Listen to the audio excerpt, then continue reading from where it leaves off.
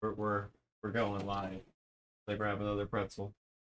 This is probably a bad idea. I should not have pretzels in the room when I'm recording. Damn it, now I want pretzels. I don't have any and the store's closed. Look at what you've done. Yeah, I had to go Christmas shopping. And I'm like, I need some fucking pretzels. Every time I send someone out to get pretzels, they always get the wrong kind. You know, the dollar store near me has some pretzels. And I can't call them good. But they're just enough to make you keep eating them, while at the same time make you want for something more. So before you know it, the bag's gone, and you're in a sad place. Yeah, you're left questioning your life choices, right?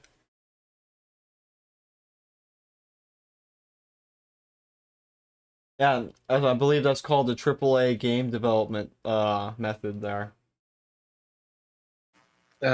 Sadly.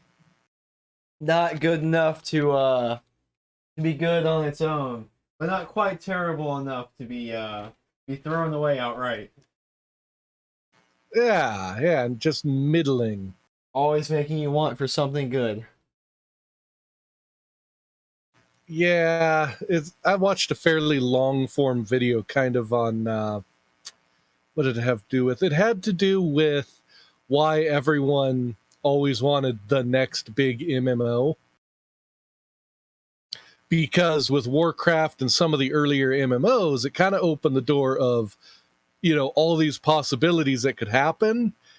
And then just no one wanted to try and dive into some of that potential. So the whole MMOs as a whole have kind of stagnated to a degree. Yeah. I mean, I think that one of the biggest problems is like people tried to explore the things that WoW opened the doors to, but they always had one or two problems that really held them back. Because, for example, the current housing thing in MMOs, right? Like the fad to have housing, that came not entirely from WildStar, but WildStar kind of popularized it in the modern era. Because WildStar had a really robust housing system with neighborhoods and stuff like that. That MMO, like, even now, some of the features of WildStar have been lost to time. They'll probably never be picked up again, except for that next great MMO that really decides to revive it. Yeah, and then I'm the guy that wants more world simulation in my MMOs than anyone's been willing to put in. What do you mean? Well, I kind of wish a lot of factions, for instance, could change allegiances slowly. I don't like the static worlds. I understand why they're that way, but it's kind of like how in certain RPGs you can, for instance, pit two kingdoms against each other, that kind of thing. But to do that, you kind of have to throw away any semblance of, like, a narrative. And you have to make a lot of other concessions. It's a difficult balance to strike. And I don't think anyone's hit it. Yeah. I mean, I guess kind of New World tried to do it. What the problem ends up being is that, at least in my opinion, is that they try to leave that kind of stuff to players rather than the world. And it just becomes like BDO, where you have a bunch of fixed fights by the end of it. Yeah. Like, I'm hoping the system that they're trying to build in Ashes of Creation will scratch that itch, but I'm just going to wait and see until it comes out. Because it very well could fail miserably too.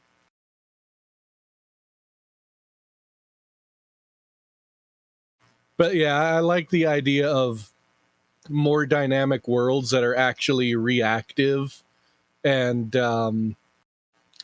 proactive, regardless of players. So where the world will try to solve its own problem by creating different problems. But that also takes a lot of computational power to actually pull off well, and a ridiculous amount of data harvesting, not from players, but from, like, Everything. yeah, it requires basically to monitor every tiny aspect of the game and feed it into AI for various systems. And then basically those AI feed back on each other, which just gets insanely complex. Like, you end up with a spider web of interactions going on at all times, and it's just a mess. So I can see why no one's tried to accomplish it, but I think it would be incredibly cool if someone pulled it off.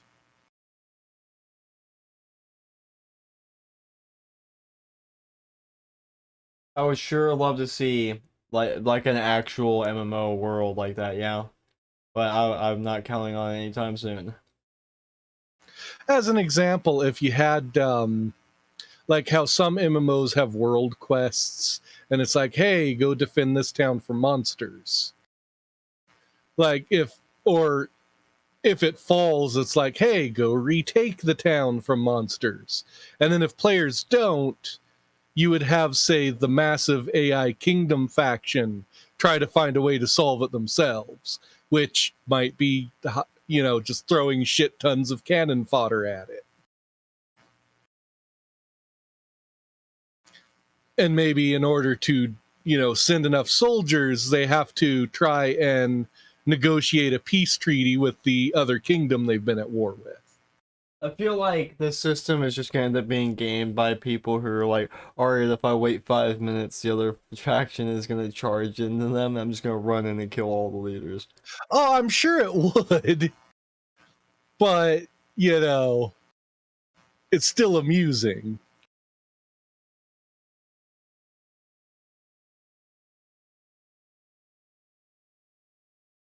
It reminds me about what we were talking about earlier with, like, the magic systems in Divinity or Elder Scrolls, how you can just do batshit crazy things. That's kind of how the world would be. I But wish. I think the idea of having factions try to solve their own problems if players aren't doing it, and making sure that every time they solve a problem sparks up somewhere else because of it that can be used for quests or whatever. Oh, so you want the Preston Garvey or whatever his name is from Fallout 4 solution? Well, I mean, so as an example, if you have, say, an evil king and players aren't, like, dethroning him for some reason, then maybe the Assassin's Guild will.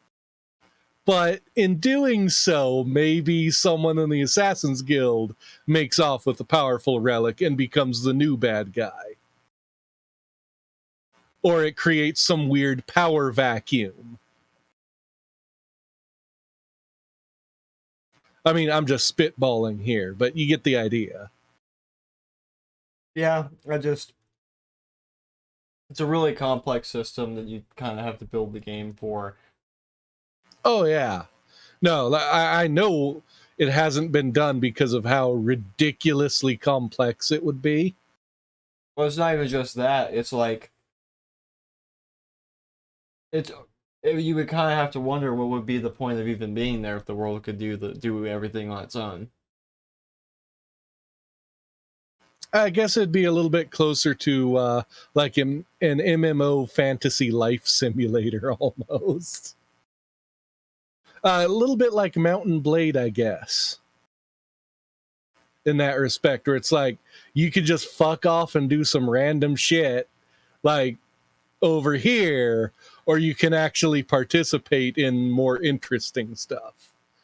But part of the allure is the stupid shit you and your guild do can actually help shape the world and its history. For better, for worse, or for stupid. Mostly for stupid, I'm sure, but still.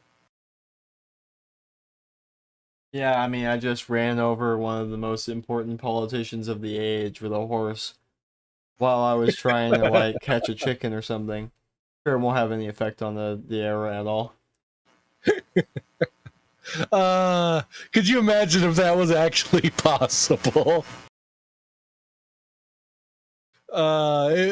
See, ridiculous shit like that, although stupid, would be pretty hilarious to have as part of the legitimate lore that's been built up in an MMO world. That reminds me of Seth's last review I saw where it was, oh my god, where he's like, what does that sound mean? It means you're about, the missile's about like 5 feet from you. Brace for impact. Like, that's what I love about games, is when it's just shit like that, like, oh fuck, I've got about 5 seconds before something devastating happens. I mean, just imagine how BDO would be if shit could change. Like one day, you're walking through the city and that kid that goes, "What are you talking about?" just didn't do that anymore. I mean, People would be shocked. I mean, it would be nice just to watch him be ran over. Slowly. You mean by the cart they're trying to fix?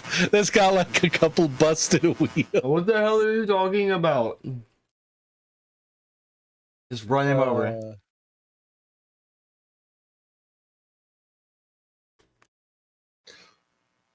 But yeah, I think there's a lot of cool interactions and AI related stuff that could be done with MMOs, but it's ridiculously complex, and trying to do any kind of balancing would be a nightmare.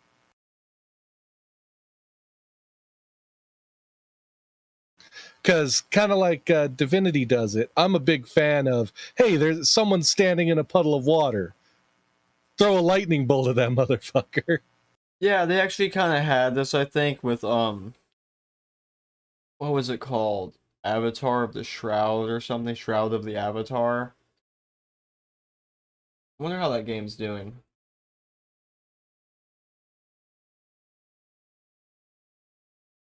Could you imagine a Zerg ball, but you somehow lure them to cross a river and just electrocute all of them at once in PvP?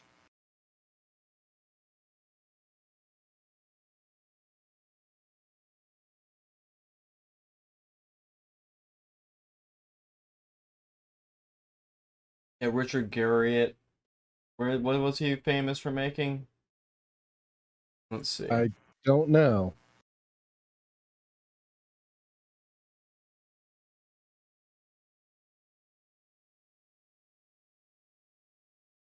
Hmm. Oh, Ultima. That's what it was. Yeah, he made Shroud of the Avatar, which is supposed to be like a spiritual successor to Ultima and have some of those kind of features. Oh, okay. He also did Well, City.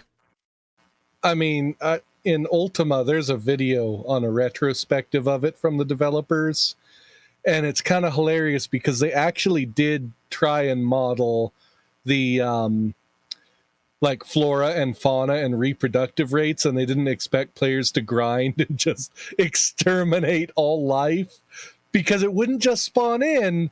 There had to be 2 wolves in order to make another wolf. So once you killed everything, that was it. The mobs wouldn't come back. Man. It's a little extreme side, but kind of hilarious. Oh, like, yeah. imagine if you could farm so efficiently with your group that you just literally exterminate the goblin menace. That was back when MMOs had some interesting stuff.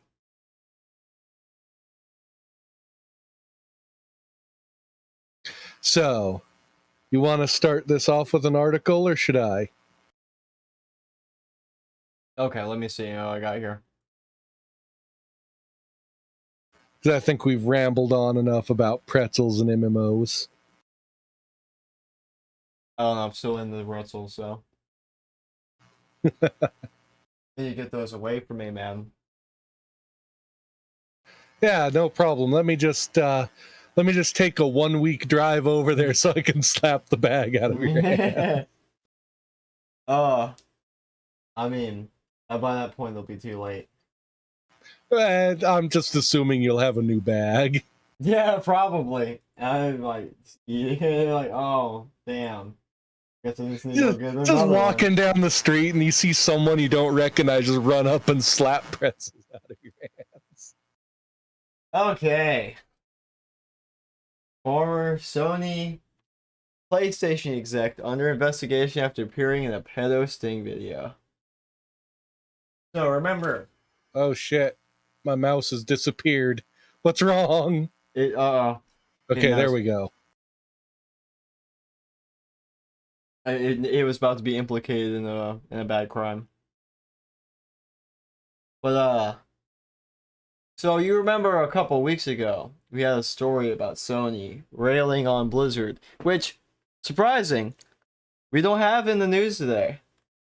Let's take a moment to appreciate the fact that Blizzard's braked for a whole week from doing stupid shit. Yeah, they've actually managed to stop doing stupid shit long enough to not have bad press. At this point, that's an accomplishment. Yeah. So, but you know, they had a bunch of people come out and say, "Hey, Blizzard, you're like terrible Cosby rapists, and we don't approve of that. That's really terrible." Well, funny enough, it seems like a lot of those people had skeletons in their closet too. Now, was he this person who is being investigated? Was he one of the people that actually said that it's bad Blizzard has all these problems, or? No. I believe that was the president of the North American branch Okay, of Sony in general. because that would have made it better. Oh yeah, that would have been fucking poetic. I mean, I don't even think you could write an ending that with a bigger twist than that one, right? But yeah, Sony senior vice president who worked on the PlayStation Network was fired from his position after being caught in an amateur pedophilia sting video. San Diego police confirmed Thursday he is now under investigation. George Capopo, I don't know what his fucking name is. We're gonna call him George Pedo. You know, just stop you for Allegedly. a second. Where it says, after being caught in an amateur pedophilia sting video, it almost sounds like they were making a video. Yeah, I think it was one of those YouTube. Yeah, it's a YouTuber. It's one of those like. Okay, so that's what they mean by amateur. Yeah. Because it just seems like they were trying to make a film about a sting operation. I don't know if they're on the up and up like Pop Squad is, or if they're one of those like those people that went after what was his name, EDF or whatever, the guy who wanted to contact a 13-year-old in a parking lot or something like that. I mean, the only thing that comes to mind is Dave Chappelle's Dateline. Man, I don't know. What comes to mind is fucking Boondocks. But yeah, they're like, you know, we're aware of the situation that we have a pedophile on our allegedly have a pedophile on staff. Well, at least they're aware, right? Yeah, I mean, So what do they do when it's like bring your daughter to work day? oh dear God. Do they tell him to stay home? I like that as of Monday, his LinkedIn profile didn't reflect his termination. In the video, a cameraman is seen walking down the street at night towards his house. Oh, let me see if I can't get the video here. Result Instagram post that I've blocked, so it's okay. Instagram's cancer anyway. Yeah. In the video, cameraman seen walking down. A person who appears to be the man in question, wearing a PlayStation 5 shirt, is standing outside the house. The cameraman then speaks to the man in question. I can't say his name. Cassiopo, I guess that's it. Cassiopo, referring to him as Jeff. As a kid, really, Jeff? You couldn't come up with a... Really? As the cameraman asks more questions, Cassiopo walks back in the house and closes the door while refusing to answer. Which, yeah, the cameraman then proceeds to scream that he's going to call the police at him. Yeah, it was, I watched the video, it was pretty funny. It was pretty much your average pedo sting thing. It was like, the guy comes up and he's like, yo, dude, I'm here to, like, expose you as a pedophile. He walks back in the house. And the guy sits out of his house and screams like, would it be really terrible if everybody in the neighborhood know if you were a pedophile? Like, yeah, I've, you know what? If that's what he did, I almost feel like he failed at the blackmail part. that's what they do. Like he's trying to blackmail him to get money, but he doesn't realize you can't just, make it public and then demand money to keep quiet about it. I mean, I don't know this YouTube thing. I think they're trying to blackmail him. I think they're just trying to catch people and then. I know, it's just the way he says it. Yeah, well, that's what they all have to do, right? Because they can't do much more than publicly shame them. And to be fair, if you text someone under the assumption that they are underage, and someone catches you like that in a sting, I'm not really like gonna defend you being publicly shamed and it being outed to everybody. Oh yeah, I'm not defending it. It just it strikes me as funny because it sounds like they're trying to extort him, just specifically because of the words used, but like they don't know how that works. But yeah, they're investigating it. They haven't commented on it. Just an interesting story to happen over the weekend.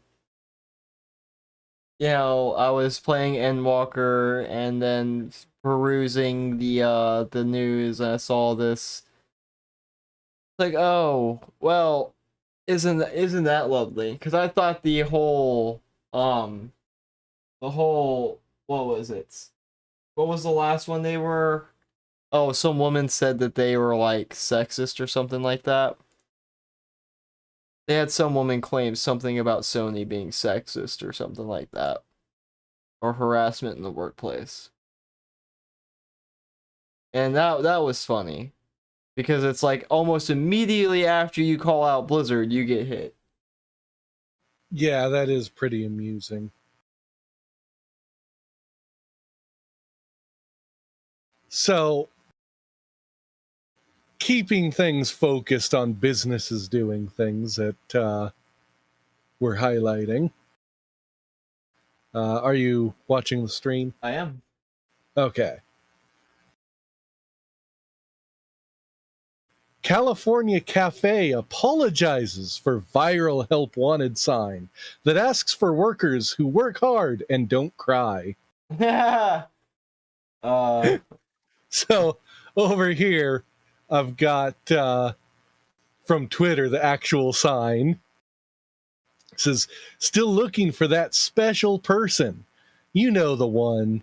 Actually available, has an open schedule, doesn't cry, is never late, has no excuses, works hard, has no bullshit, smiles no matter what. That one. You think you might be the one? We're hiring. Like, none of that is a bad thing for a business to want, in my opinion. It's just like Just like, hey, are you not a pussy? We want you to be working in our establishment.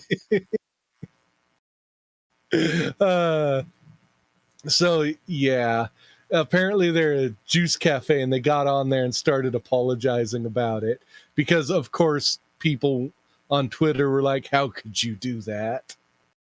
I'd be like, I put a marker to the signboard and put it out there for everyone to see. That's how I could do that. It was pretty easy, actually.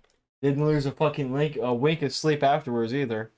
Yeah, see, you and I know how to respond to that. These people don't. So they posted it on Twitter, and it quickly went viral with more than 35,000 likes and another 6,300 upvotes. And you And it says, apologize for it. Why? yeah, it says many of the responses from users on Twitter were very negative against the business. Like this one says, the lack of self-awareness of some business owners is shocking. And sounds like a list of requirements my violent ex-partner insisted on. If I entered a restaurant with a hiring notice like this, I would immediately walk back out. After the post went viral, the company took the sign down and released a statement explaining that the sign had been put up outside of the usual internal vetting. From a newly hired HR perspective, their explanation was that they are in a very frustrating position given the current climate with the job market and difficulty retaining good employees. While their intentions with the sign were good and lighthearted, we absolutely agree that the wording on the signage was way too harsh. So that was their statement, which, I mean, you just should have had on the sign like "no babies allowed." I'd be like, Oh, you connected? Okay. okay. That's a thing that just happened. Stream is still up. Yeah, I shouldn't disconnect. Okay. Because it was just a second. So they go on to say, we want workers who do their best, of course, and we also understand that everyone has bad days, and we are sensitive to that fact. Apparently not if they're crying, you're not sensitive. They concluded, our team made a new sign that highlights the attention and benefits we offer to our employees. Yeah, you should have left the original sign up. You would have got higher quality employees. Basically, yeah. Like, that right there's a litmus test for the type of employee you want. It's just no crying on the job. No, I need a waitress who constantly cries every 5 minutes, especially when she's taking orders to the fucking table. Like, oh man, it's Damn it, Dross, I told you. If you want a cafe like that, you gotta go to Japan. yeah, the crying maid. And I'm like, oh no, it's okay, it's okay. She's just played a really touching video game and she's out of it emotionally. Don't worry, don't bother her. You know, when you say touching video game, I'm imagining she was playing with the guy from our last article. Oh god, no, not that. It took me a second. I'm like, wait a minute. Yeah, I was I waiting for it. sorry. I'd already erased that out of my brain because it's not. I don't exactly want to think about how there's someone high in the higher upper echelons of PlayStation that is also a pedophile, allegedly. Not exactly a great not a great thing to have your childhood like fucking mixed Ruined. with. Yeah. Well, you know, it's not like he was making the games when you were a kid, though. Yeah, but the name is synonymous with my childhood in a lot of ways, right? Like I see. because I mean, I played PlayStation a lot when I was a kid. Like until I got a 360, I was entirely PlayStation. Fun fact, the first time I played Diablo 1 was on a PlayStation. Like, I mean, I don't really identify with PlayStation now, but it's kind of icky to use that word, to have that, like, to know that there's someone like that in the PlayStation organization. I mean, you could identify as a PlayStation 5 if you wanted. I'm a toaster with both male and female parts. How many inputs do you have? Damn it, that video. God damn it. How many inputs do you have? I have 7 inputs. I got the... Just, yeah, some things are timeless, man. I'm telling you. Some things are timeless. You see, Dros, I have 3 PlayStation 3s. And we're gonna talking about things that are ruining your childhood, right? Yeah, only the best things that ruined childhood. Bungie contract reveals how the studio downgraded his Destiny credit, then shadow banned him from future work. Fun stuff. Like, see, the thing I always said about Bungie was that, like, because people always used to make the argument that it's, like, all Bungie did with, like, Destiny was, like, Activision. That if only they could get away from Activision, then they would be good. And then they got away from Activision, and then they actually doubled down, and what some ways went worse on than they were ever under Activision. See, coming from the PC, I was never under any illusions about Bungie being great developers, because they had a lot of cool shit back in the day, and then they just kind of stopped. And they only made Halo on the Xbox at some point. And it's like, yeah, they're kind of dead to me for the most part at that point. It's not true, Whiskey. They put Halo 2 out for Windows Vista.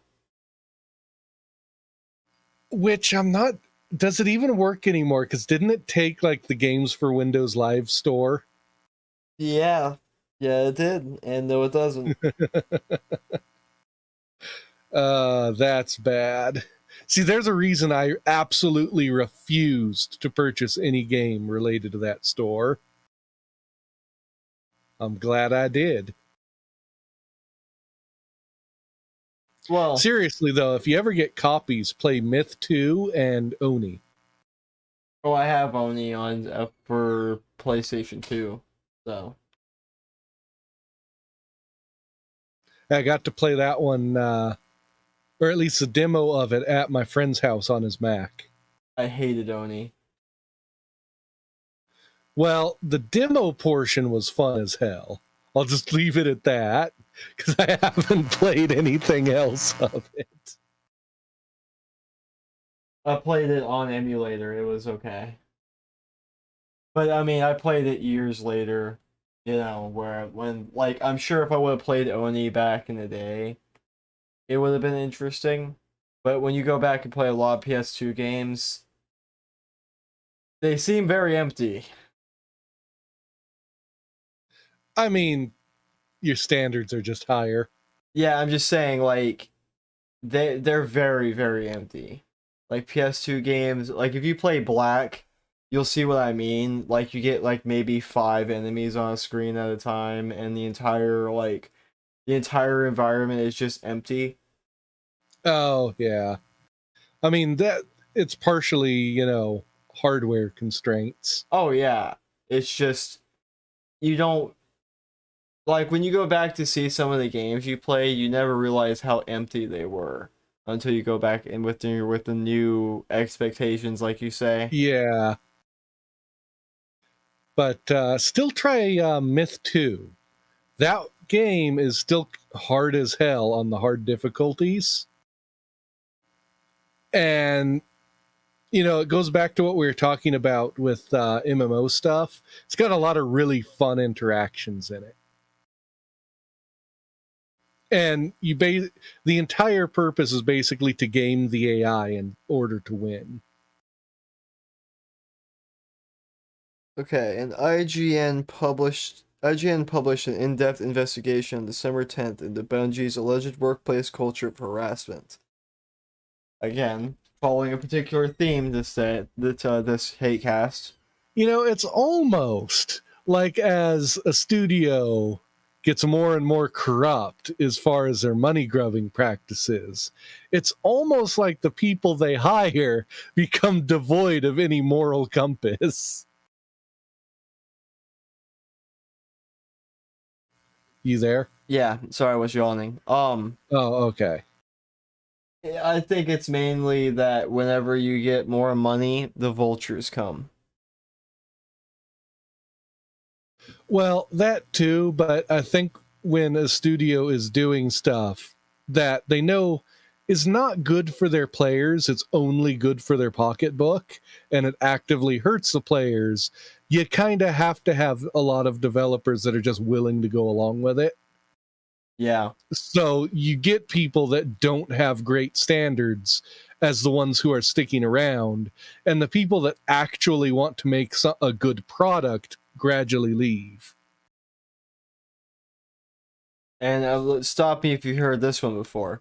A particular focus of the report was the conditions the narrative team worked under, including the boys club culture and continual periods of crunch.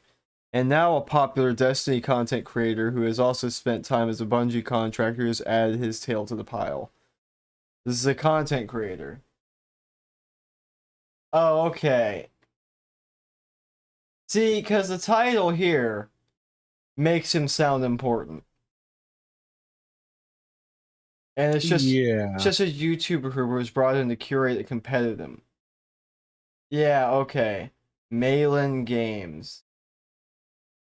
Also, as a side note, and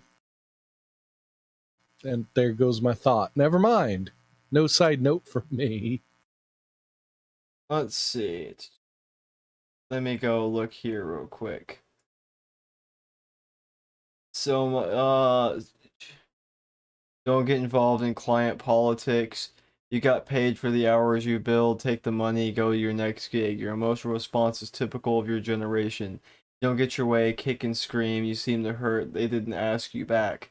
The real world is people taking your work and people higher in the hierarchy take credit for yours and others below work. And push down when something goes wrong. He's not wrong here. You know what this needed? What? Bungie needed to put on their hiring forms, no crying. That's how the world of work works. You come off as naive. The truth is somewhere between Bungie's poor management, which may well exist, and angry, hard-to-manage millennials. Again, probably true. Story doesn't warrant any action. It's just the usual he said, she said, trials and tribulations, interpersonal politics that happens when humans mix. There's no claim to harassment or injustice in someone disagreeing with your title and credits. You might not like it, but it's not your company. Nobody knows your attitude and what it was like when having this conversation. Perhaps you were aggressive. How would we know? I mean, you were saying you were wanting to throw a phone. He could have just been pulling rank because he didn't agree and he just wanted your attack on him to end. And you're still angry? This feels like the issue is yours. Perhaps that illustrates you're overly emotional, which can lead to problems in the workplace. Emotional plus contractor equal fail. Yeah, I mean, he's not wrong. He's like, hey, Stanley, you missed a point, you dumb cunt. I think he was right on the point. Yeah. Yeah, you just don't like the point. I just want to check his bio real quick. Okay. I was looking for pronouns. Sorry. Okay, well, I remembered what I was going to say, and it was about crunch. If people get tired of being in a literal constant state of crunch, just look at the employer and say, I'm not working overtime. Yeah.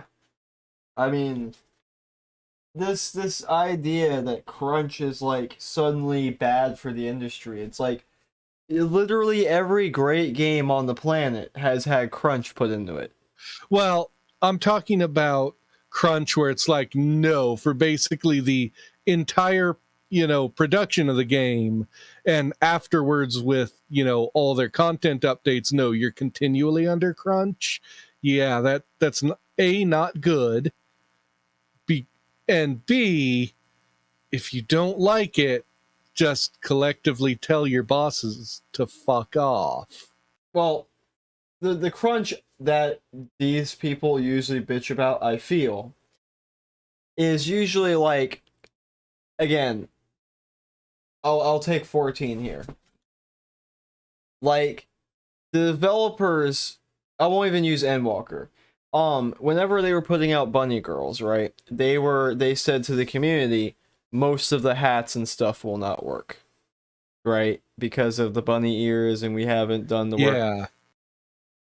The development team, they like made an announcement like a week later that this was like right before the expansion, that that a bunch of the key members of the development team stayed overtime, I believe at not even on the clock, to make some of the hats work for the bunny girls and stuff like that, so we would have hats and stuff that would work.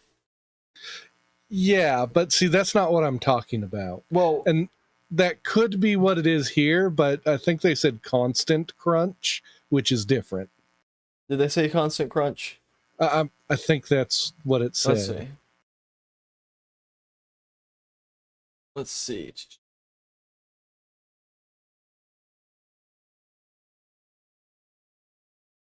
Heavy crunch. Okay. I may have misunderstood then.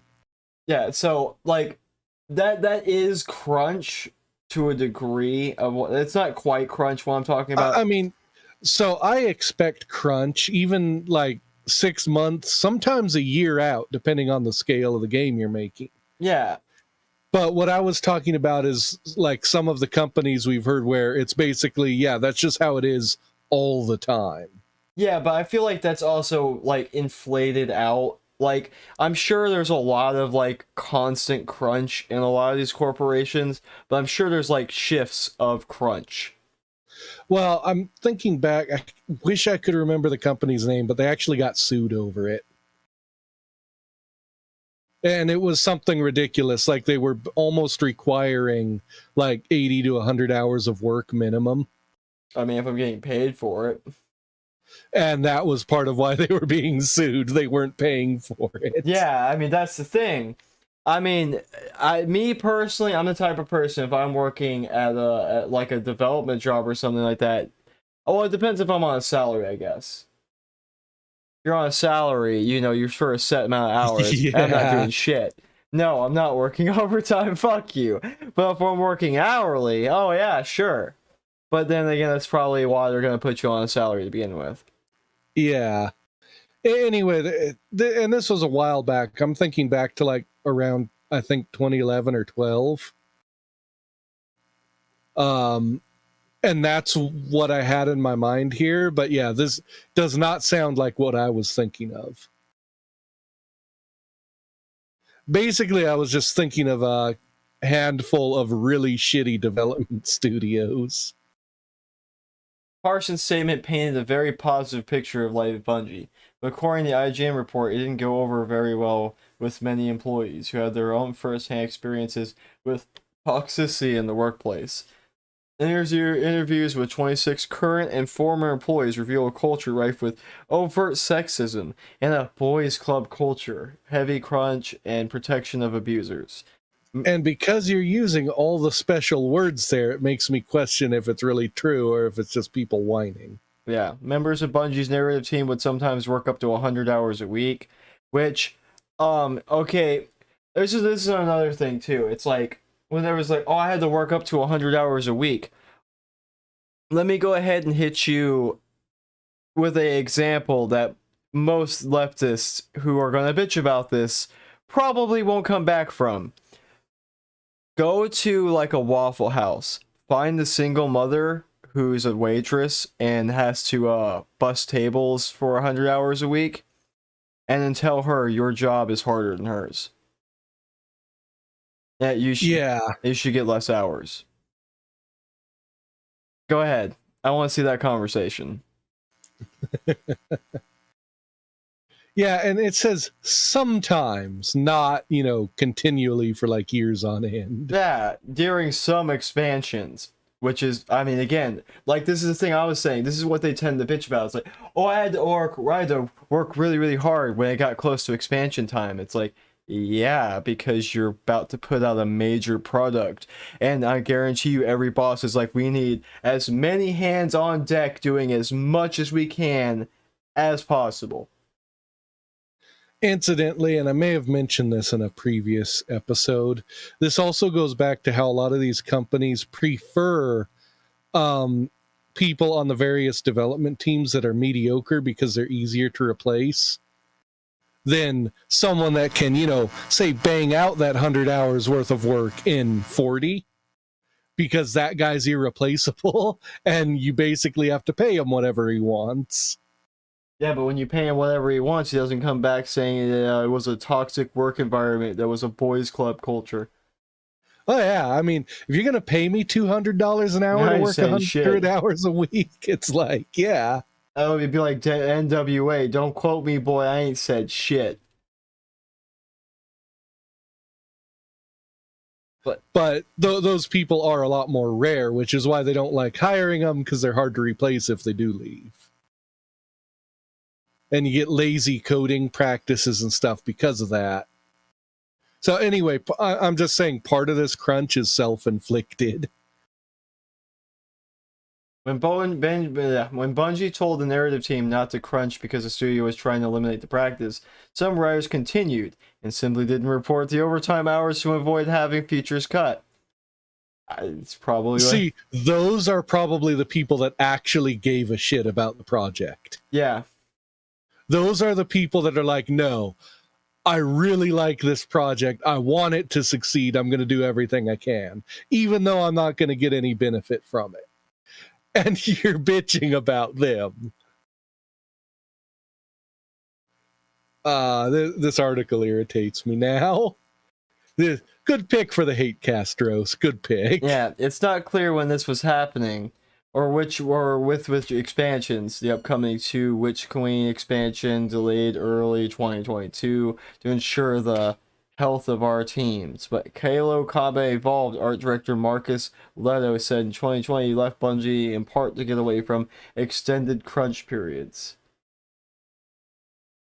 Multiple interviewees also complained about Bungie's HR department, and one long-serving employee in particular, which appeared more inclined to protect abusers than address their abuses.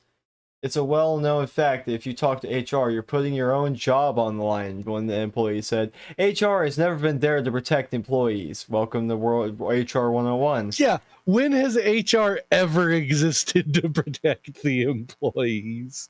Hang on, I'll wait. They've always been there to protect the company. I've watched it happen a few times at Bungie when someone went to HR and things went completely sideways for them. Fucking shocker. There is also plenty of examples of more insidious behavior.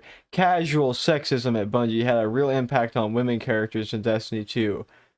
How? You mean those ones that look like Butch Dykes? I could go on.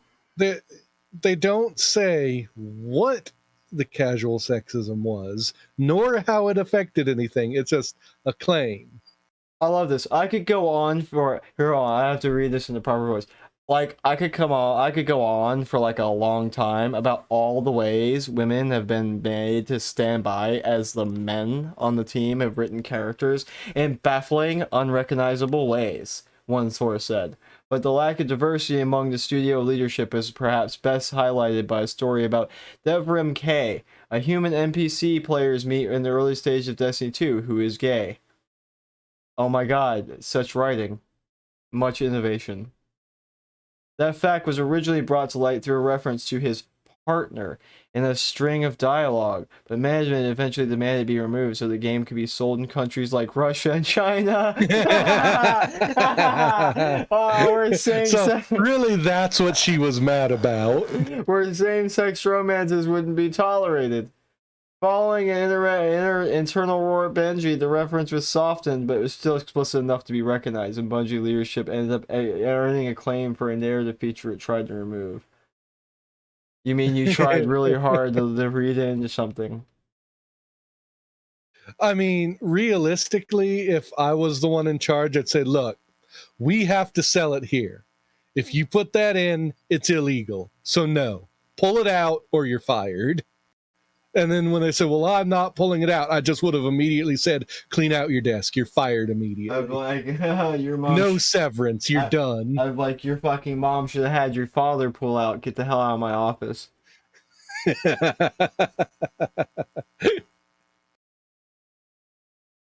There is acknowledgement from many of the sources that Bungie has improved and is continuing to move in the right direction, but nonetheless prompted Parsons to speak out publicly.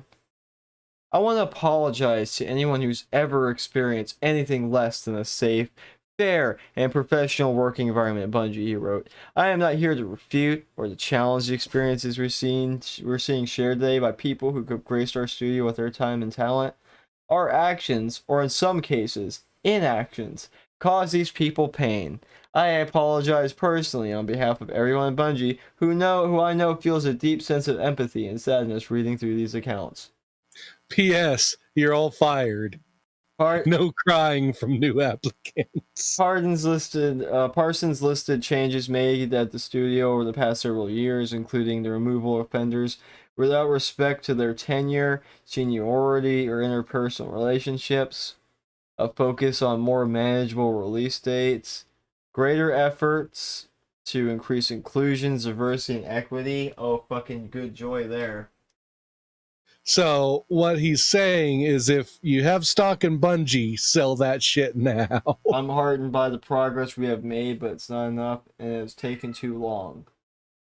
It also does not sweep away the bad experiences people have had at our studio. As a CEO, it is my job to factor both the past and the present, the past and the future, and be accountable for all of it here and now. How can you be accountable for the future, though? Look. That's not a problem for present CEO. That's a problem for future CEO to deal with. Speaking with the team at Bungie, reading the stories and seeing both known and newly surfaced accounts, it's clear we still have work ahead of us.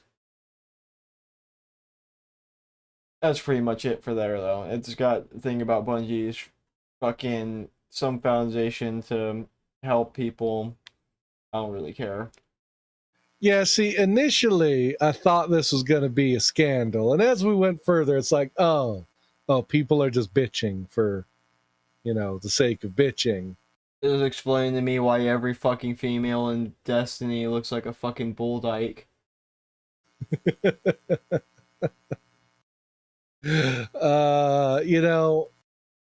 As they say, get woke, go broke.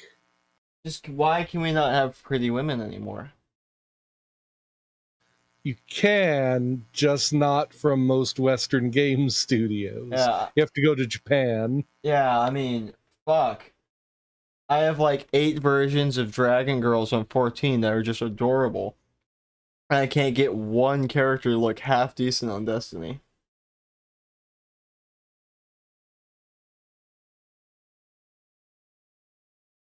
One day. One day this will all come back to full circle, and Americans will be making sexy characters again. So, speaking of characters that are supposed to be sexy, you remember, in fact, I think it might have been our very first episode. So this will wrap one of those stories up with a nice little bow. Oh, I guess I should start streaming it to you. Hang on. Beam it into my brain. I'll telepathically stream it live. Shh, they're not supposed to know I can do that. Okay, it'll be a neat party trick. So I'd be surprised if you haven't heard, but Netflix live action Cowboy Bebop is canceled. Damn, I almost put this in my list too. Yeah, I was watching. Was it Friday Night Tights? I believe I can't. I was watching it when. Oh, I don't remember. It was like Drinker and a bunch of people I like were on stream when it came in that it got canceled. I was like, oh hell yeah. So yeah, it goes back to our earlier rant about the sexuality of the female character being a core component of her character, and then them changing it. So yeah, Netflix has canceled its live-action adaptation of Cowboy Bebop anime. The show, starring John Cho and Spike Spiegel, will not be renewed for a second season, according to The Hollywood Reporter. Although a lot of shows on Netflix are not renewed, The Hollywood Reporter alluded to the show's poor reception as the reason for its abrupt cancellation. It's almost like if you piss off fans, they're not going to want to watch it. Oh yeah. I mean, it's not like you got on Twitter to like knowingly bait the fans with some like straw man that were so lovingly crafted that they could be used as scarecrow during fucking Halloween festivals. So, reviews of Cowboy Bebop generally criticize the show's weak pacing and cheap-looking costumes and sets, while it also failed to capture the essence of what made the 1996 anime one of the best examples of the genre. The Verge's Andrew Webster said the show eventually grew on him after failing in the first episode, while I, a Cowboy Bebop super fan, sure, thought, oh, wait, who's talking here? Yeah, okay. Super fan thought the show took some weird but interesting risks. The live-action adaptation was originally announced in 2018, but production was delayed nearly a year due to an ACL injury John Cho suffered on the set, followed by the pandemic after news broke. It's almost like it wasn't meant to be. It's like the stars are aligning to tell you not to do it. I like how the guy who played Jet's like, maybe the haters were right. Yeah, you think? Oh shit.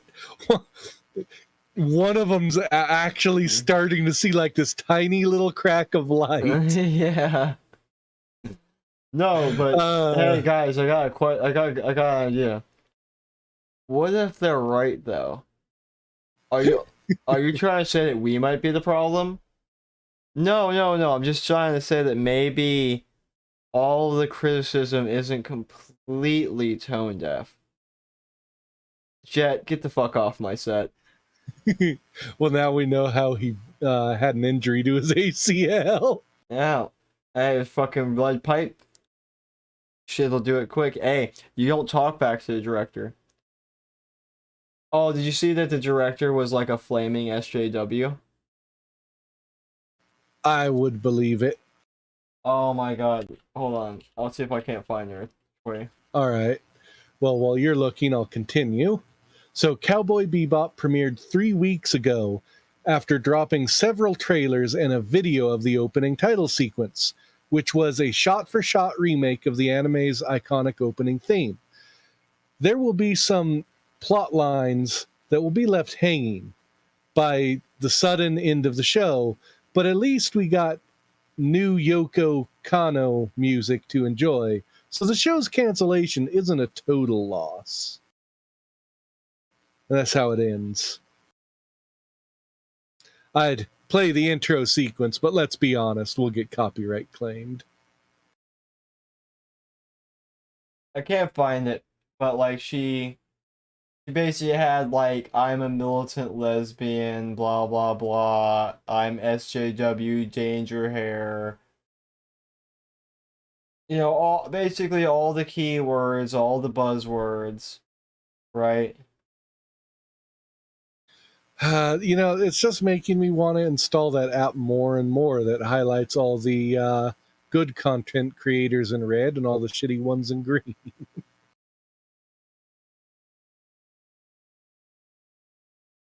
So yeah, I thought that would be an interesting one to throw into this video since we started out with this one and ranting about it. As it turns out, we were right, and what they were doing was stupid. Yeah, that's a Reddit article that basically said that it's gone so bad for them that it may have tainted all future anime adaptations. Oh, thank goodness. I doubt that's true, but you know, one could fucking hope. Like that if anything else, that's a good thing to come out of this if it's tainted Netflix from trying to do live action anime. So, this next one will be covering a game I played for a little before I realized how bad it was. Stop playing it. Is it called The Game of Life? No, it's called New World. And I just realized that that was almost like telling you to kill yourself, and that's not what I meant. It's okay. It's okay, Whiskey. I've been to the edge of despair. I've looked it in the eye, and I called it a bitch. And it went away crying because they didn't hire people that wouldn't cry to be despair. Yeah, I fucking gave it a flower, and it broke down crying. Actually, if it's despair, you'd kind of expect it to. yeah. It's okay. And then I had a fist fight at the edge of the world afterwards with it. It's amazing. Okay. Well, honestly, we don't really need to read this because we can kind of go over it. But, you know, they're basically saying, like, you know, we are trying our best to get the game playable. So, what happened with New World is, when New World has had a rocky start from the beginning. It got delayed like 2 times because they couldn't figure out what the fuck kind of game they wanted to make from it. Then when they did release it, it was kind of buggy and unfinished. Horribly balanced, and everyone wanted to play it. And it caused a bunch of servers to get full, and they found out that servers can only handle 2,000 people. Which is not a lot. So they No, it isn't. So they, especially considering this is Amazon running this, by the way. You know, that company that runs Amazon web servers. Yeah. So, okay. That their entire server farms are supposed to be scalable performance that you can just spin up new servers immediately. Yeah, I'm kind of confident no corporation can ever take over the world, no matter how much money they have. Because of incompetence like this. Yeah, because you could own all the servers in America, and you'd, yeah, it's ridiculous. Like they're like, oh yeah, we're so against white supremacy, and you literally have half the servers where people are like, fucking sitting there posting KKK memes and shit because they're too stupid to realize how to actually like get the real people who are doing that shit off, but they smack normal everyday people. Well, it just strikes me as stupid. You have hundreds of thousands of servers. You can't just requisition a couple. Like, come on. Well, they did. They added a bunch of servers. And it caused the population to spread out super thin. Don't add that many. Shit. Then they said they were going to do merges later, which is always a good idea. And then they made it to where all names were global. So like names were global, and you couldn't transfer characters between regions, because what a lot of people did was, like, the European servers opened first because of time zones. So a lot of European servers got full really quickly, so Europeans would roll on North American servers, just so they could play and then transfer their character over back when the servers came back normal. Except they said, if you're on an NA server, you can't transfer over to an EU server. So that caused a bunch of trouble. Shit. It's reverse region locking, Dros. Well, you can play in any region except your own. Then they come to find out that, a few things on New World is like client-side authoritative. Oh boy. So you can for a while you could put it in window mode, grab the window and wiggle it around and you would be invulnerable. What the fuck? And when I say this, you could jump in the air and immediately go and wiggle your thing and you'd be stuck in the air and invulnerable. What the fuck? And when you stop moving the window, all the things would happen to you at once. So, if you're taking damage, would you take all the damage then? Yeah, you would take all instances of damage all at once. So if you had an invuln That's thing, hilarious. yeah, you could just invuln through it all. So what people would do is they would roll, and during their iframe of their roll, they would start wiggling the thing, and they would just absorb all the damage. Okay. And then people would stack healing stabs, and they would basically do that so they could take, because the PvP end game is capture the flag, not capture flag, but control points. So people would all just get on the control point and move their windows so they couldn't be killed.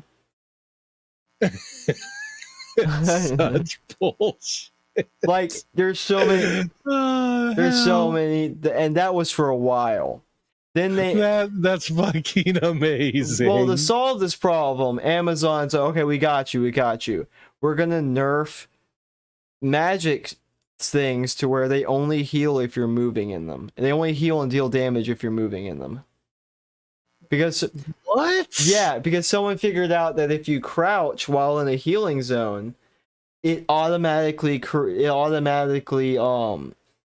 gives you a tick of the healing or damage. So if you put a healing circle down, you do a crouch spam, you instantly heal every time you crouch. So they changed staff stuff where you don't deal damage unless you're moving now. And yeah, it's almost like instead of going, hey, the actual architecture of the game is bad and we need to fix it, they're just like, nah, we can balance around it. Oh man, I'm just getting started. There's so many bad things with this game. So for example, all these are going to be out of order because there's so many stupid things. It's kind of ridiculous. Honestly, just with what you've said and the whole tagline there where they're saying it got off to a rough start, but the developers have big plans. It's like, please keep giving us your money. We know the product is garbage. Give us money anyway. You haven't even gotten to the good part yet. So someone found out that if you trade gold to somebody and you lag switch yourself out, it would give the gold to the person, but not subtract it from you. Keep it, yeah. So that's actually a classic exploit too in a lot of older games. So people started doing that to do gold, and Amazon's like, well, it's too widespread now, so we can't do anything about it. So they're just not gonna fix it, or yeah. Well, hold on. There's more. Hold on. So are they? So either they're. What I get from that is we're just not gonna fix that, or they're just not going after the players that did it. Because there's a difference. Both. For fuck's sake. So then someone and MMOs live or die on their economy. Then someone figured out that on the market board, there's two parts to this. If you're offline, when you sell your items, your gold disappears because the game can only send you gold if you're online. Oh. So if you're offline, it sends it to the void. And then So you can't have a shop sell shit while you're not online. That's great. and someone else found out that, well, I think it was like it's like if you buy from the auction house, what was it? There was a basic glitch you could do where you could buy something off the auction house and get your money sent back to you. So you could just like infinitely dupe money through the auction house. Oh, I just thought of a brilliant one to try. At you have played this, right? Yeah. Do you have an active sub right now? It's not sub-based, but yeah. Okay. Can you create another character? Yeah. Make one with the name NULL in all caps. Oh no, they already tried that. They already have a problem where people could inject code into the chat. See, because the fun with null is, I was wondering with the problems with the bank, when it can't find a player, it usually returns null, and then it would be like, oh, okay, send it to null. It'd be like you'd be getting all of that money that was disappearing into the aether. But needless to say, they've had a lot of problems with New World. Like, a lot of fucking problems. I mean, I would give them a little slack because it's like their first game ever, not just MMO ever. No. But no, it's not. Fucking hell. No, it's not. Oh, it's not? No, they've had like 5 games that they've all canceled. Well, it's their only released game. No, it's not. They released Crucible. And they had to unrelease it. I've never even heard of that. Yeah, because they had to unrelease it. Wow, that's bad. You'd think someone there at Amazon would sit back and go, hang on, something's not working here. Yeah, someone said, Amazon, the only company that can get you anything you want in 2 days, but can't make a video game. I was like, damn. They're not wrong. It's just fucking, they can deliver them, they just can't make them, guys. It's so bad. Oh, fuck. Yeah, it's lost 90% of its player base in 3 months. So, I mean, I'm surprised they stayed that long. Man, all the people I know were like, look, they had hope for this game. I didn't think it was gonna go down this bad. See, if Amazon genuinely wanted to turn this around, what they need to do is just automatically refund everyone anything they've paid for the game. And then actually sit down and be like, okay, A Realm Reborn it. What do we fucking have to do to make this game actually function? And on top of that, what do we do to make it fun? And what time frame do we realistically need? Yeah, A Realm Reborn it, yeah. Basically. But I'm not even talking about keeping the current version live. I'm talking about basically pulling the plug and being like, yeah, we fucked up. Here's all of your money back. Well, to be fair, they'd only kept the original 1.0 up long enough till they could get 2.0 stably worked on. So. Yeah, but do you have confidence Amazon has the developers to do that? Oh no, I'm just saying, you know. Yeah, so you pull the plug. I mean, you can't balance the game. Now, you know what's even worse about this? They went out and they poached, they headhunted some of the key players in the industry. They do not have a lack of talent over at Amazon. They have bought some of the best MMO vets you can get as far as development, and they still can't get it right. Well, it's probably because Amazon keeps interfering, to be honest. Maybe. Like, if they actually have a lot of good talent, I can't imagine why it would turn out so horribly unless either Amazon is interfering to a ridiculous degree, or Amazon has way higher, loftier goals, but with a really short time frame, which I could see. Or you could essentially have too much talent. You could, but it really depends on the positions they're all in. Yeah, but what I mean is, like, if you just have too many cooks in the kitchen, you could have a really bad problem. Yeah, but it depends on what role your cooks are playing. If you've got one guy and it's like, your only job is this grill, don't fuck with anything else. Yeah, but that's, again, if you think that they're doing this competently, right, they probably have like 3 or 4 people doing the same job, all consulting with each other. It's like, well, I want the game to be an open PvP full loot system. Well, I want it to be a PvE, you know, like grind fest where there's PvP elements added in. Well, I want it to be an open world game that's mainly focused on casuals. Well, I want it to be a fucking RuneScape clone. Well, I want it to be Maple Story, but with more elements of Korean MMOs. With more elements of Korean MMOs, dear God. Yeah, I'm just imagining all this damn bullshit now. Yeah, I'm thinking of it now. We should make it to where New World can only be played in cyber cafes.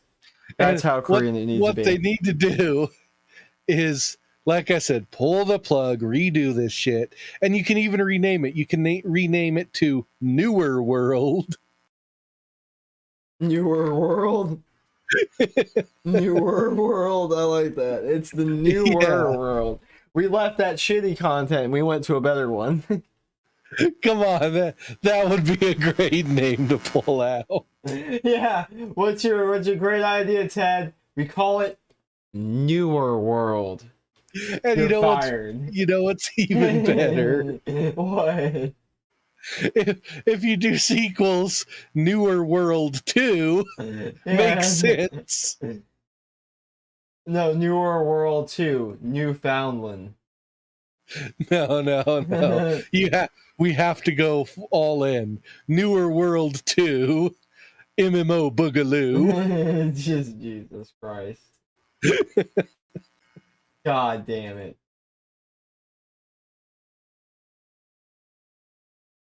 See, I'm telling you, they need to just put us in design position.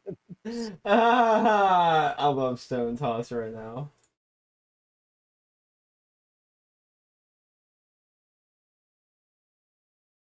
All right. So, I've got an article here. And it's not the most timely news story because, it was from our last week lineup that I had that we didn't use. But I really like this specific headline and how it puts the story. So, you know how Jesse Smollett was convicted. Oh my god, dude, do I know? I was watching some of this stuff. I love that he's basically tried to say that him and his friends were smoking meth. So he was so high off his mind that him and his friends are so high off their minds that they beat his ass because of it. Doesn't matter. Even if you're high, you're still responsible for I your know. actions. Just the thought that someone would go into court and be like, Your Honor, I was high on that. I can't be held accountable. It's literally like Chappelle's show. Like, anyone got those crack rocks? I came in here for the 5 o'clock pre-crack giveaway.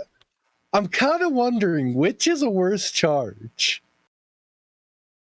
Smoking meth or faking a hate crime? Yeah, I think he might actually be admitting to a worse crime. Well, that's the thing, though. Smoking meth isn't a crime. It's being caught in possession. No. That depends on how much it was. Like, if you ask him how much he smoked and he says the wrong number, it's like, oh, oh, you had enough to be dealing then.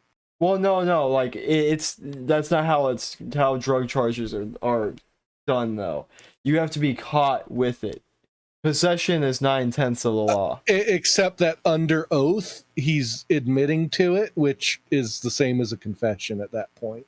Still, though, it doesn't. You can't convict someone on a possession charge for basically confessing. It wouldn't be possession.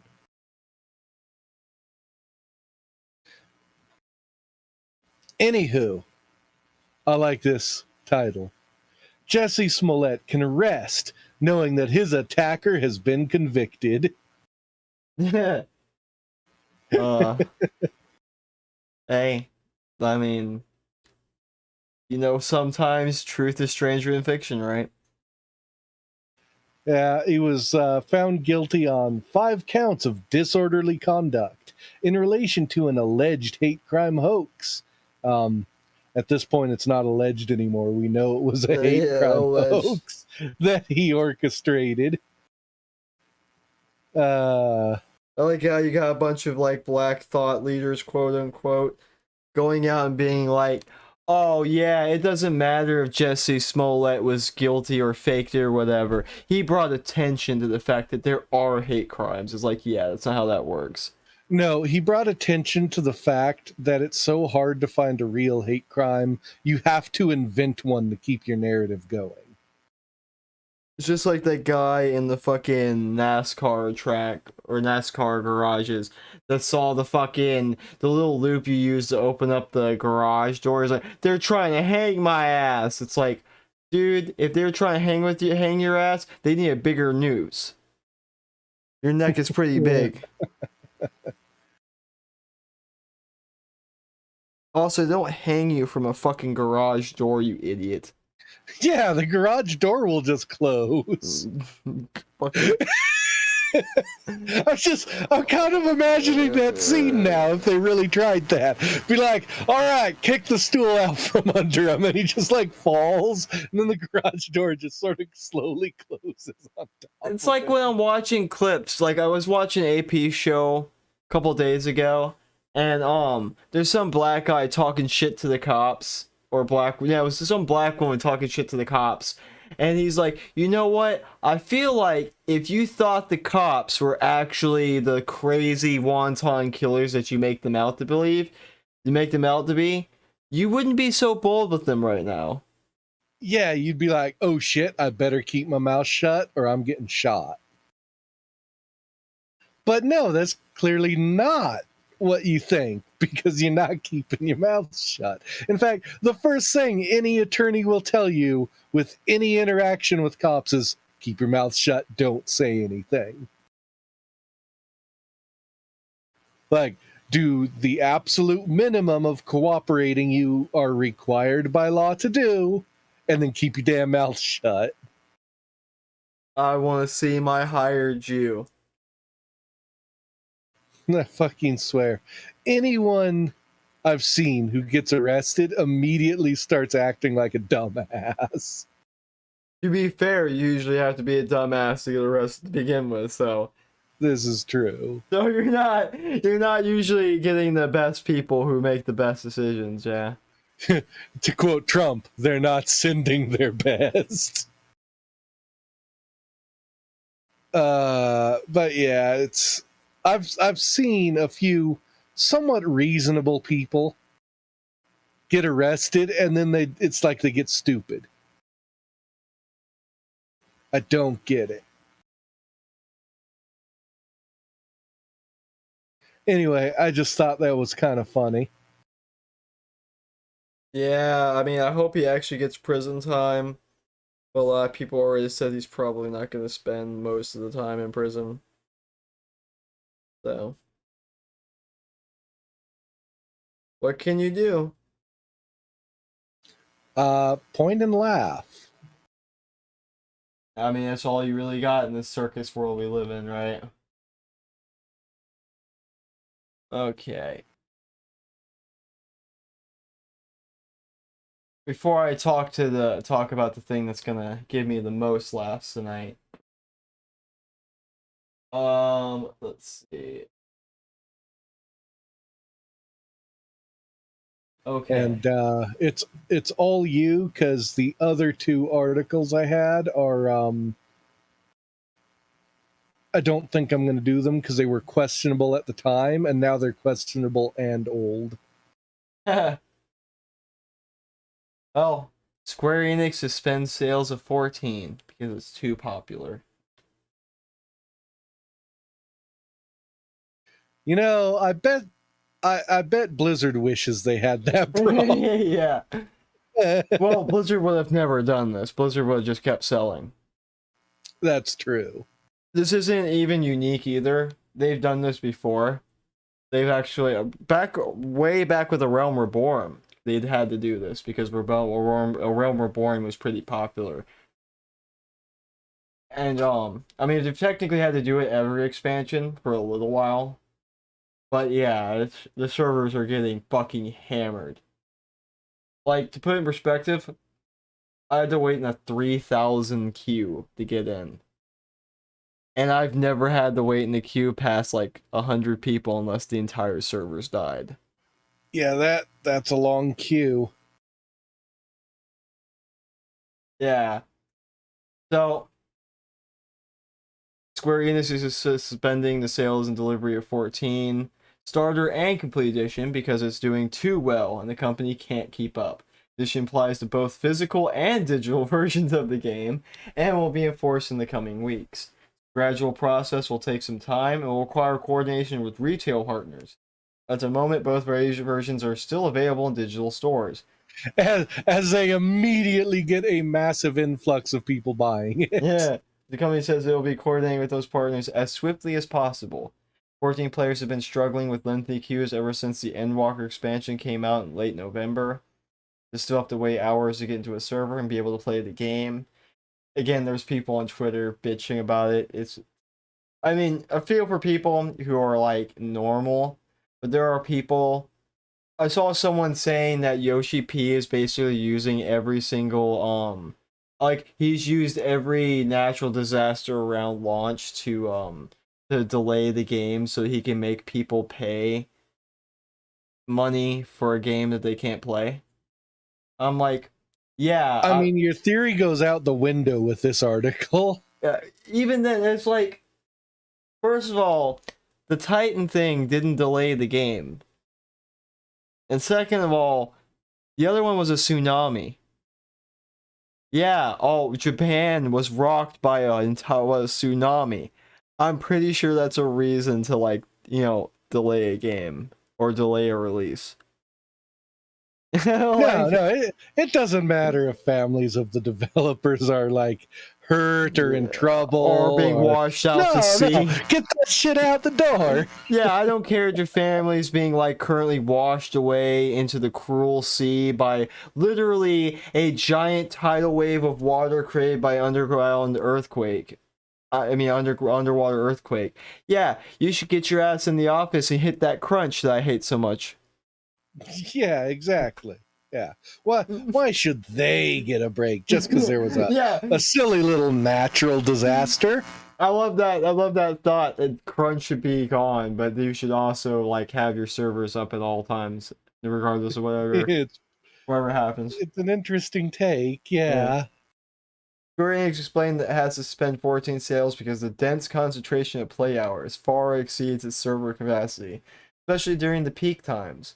The developer previously said it's unable to add more worlds of servers prior to Endwalker's release to ensure that it can accommodate all players due to the global semiconductor shortage. I just imagine at some point, like if these shortages continue and they can't accommodate players, as far as peak hours, watching them come out and be like, damn it, some of you need to raid on different days. Yeah, director and producer Naoki Yoshida issued an apology in early December for ongoing issues and granted 7 days of free time to all players who own the full version of the game and have an active subscription. In its newest post, he says Square Enix is now giving those players an additional 14 days, and past this, it's been released up to 21 now. In addition to halting 14 sales, the company will prioritize the login of people with active subscription going forward. will no longer accept free trial subscriptions, and current free trial players won't be able to log in outside of late night and early mornings anymore. So, I think I have the meme here. Hold I mean, that makes sense. Coming from a running servers perspective, on. the Minecraft server that I was a mod on, we actually had to limit the number of people connecting at one point. And so the way we did that is if you're actually one of our members who were helping pay for the server, you got a guaranteed spot, but everyone else would have to wait. So I kind of understand being like, you know what, free accounts, you're just going to have to wait longer.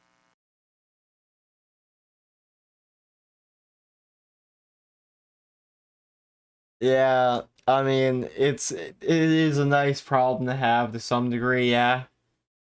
I mean, I just hope that like Yoshi P doesn't like get too many death threats and shit like that, and because I think it was like after Stormblood, either Stormblood or Shadowbringers, he was like, yeah, we had like a rough launch time, and I got like death threats, and like, that made me maybe put me in a pretty bad place. It's like, yeah, you shouldn't be giving this man death threats. Jesus Christ. The fuck is wrong with people? Oh my god, I can't play 14. I'll fucking kill you. Well, if you kill him, you won't be able to play 14 at all, you fucking idiot. I feel like these are the same people that if you just disagree with them in real life, they're fragile and basically start crying and calling you a Nazi. Yeah. Oh man. It's like, how dare you tell me I have to exercise delayed gratification? How dare you, sir? Okay. And we'll go to the last thing we're gonna talk, I imagine. I figured we go to Kotaku for it. Because, again, I want to take that's so far from reality that it's like the moon. It's orbiting the fucking planet.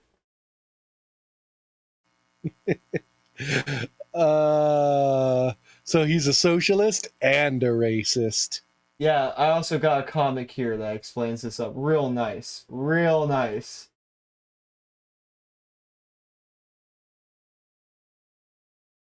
Yeah, so. What the fuck?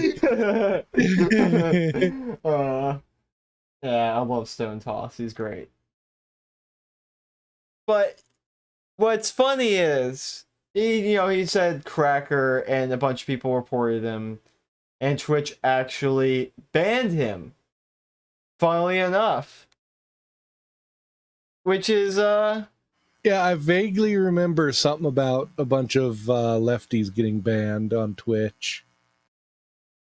I love this too, because it's like everyone's wanting to call like white people, fragile and stuff for having slurs said against them.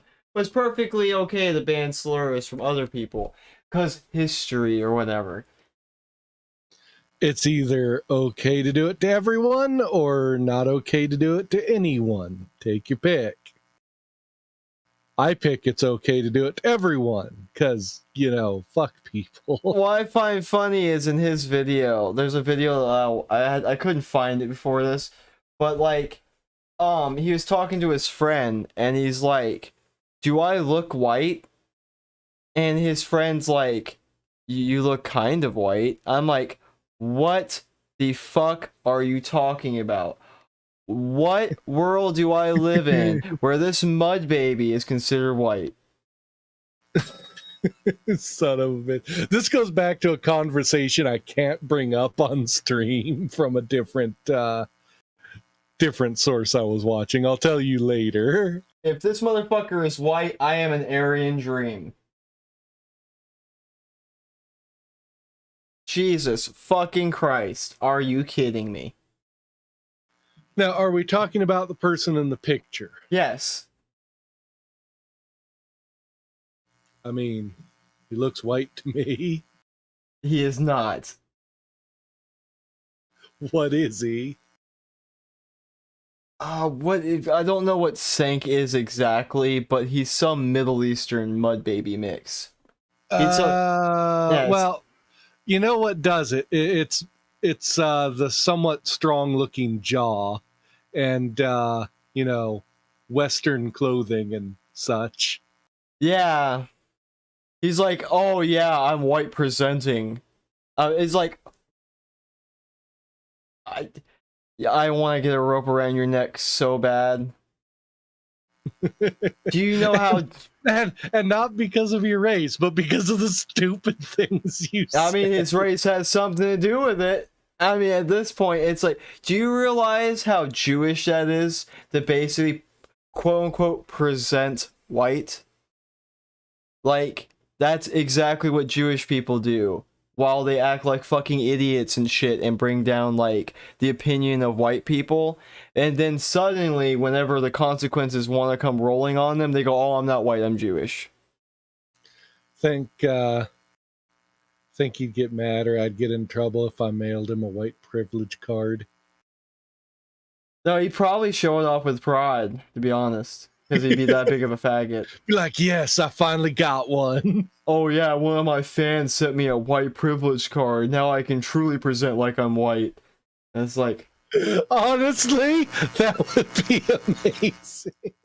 like, man, if you're white, I need a new race. I don't want to be a part of a race. If you can present as my race, I need a race that you can't do that to, because I don't really want to be part of a race with you. Call me a superior supremacist, whatever. Yeah, I mean, humanity's worked a long time to breed retardation out of the gene pool. We got it down to a low percentage. I don't know. Think of how dumb the average person is, and then remember, half the people are dumber than that. Yeah. We got some proper ends of the bell curve, huh? See, the problem was in the 90s when they started putting warning labels on everything. Well, also, when they started calling IQ tests racist. That too. That was a big thing. And while we're on the subject of ranting about things they took away, screw Super Soaker not keeping the good Super Soakers around. The constant flow. Damn it, I can't remember what they're called now. I want to say SCP or CCP, but that's not quite it. What, were Super Soakers responsible for Jim Crow or something? No, you just can't buy actual good ones anymore, and it pisses me off. I just can't fail to see how that factors into this. No, I said, well, we're ranting about things that have been ruined. Yeah, but I thought at least be on topic. Fuck no. Well, My ADHD is too advanced for that. We go from, you're not white, to, you know what's bullshit? Super Soakers. Modern Super Soakers. It's like, what? Okay, I know I've jumped a few logical hurdles here, but you can't say I'm wrong. Hurdles? You've jumped logic trains. We're not even at the same station anymore. Fuck. Look. It's fine. Oh yeah. Fuck Super Soaker. I think you're just trying to whitewash my point now. Oh god damn it. It's okay, we can wave it away. And there it goes. That's so dumb, man. And they're like, what's funny is, even while he's banned, he's like, oh man, the people who were like super mad about this, or the people who were super mad about me saying cracker or like super fragile. It's like, really? No, it's more people are pissed off about the double standard, not that they're fragile. I'm just more surprised that Twitch actually banned you for anything, honestly. You pissed in someone's cornflakes.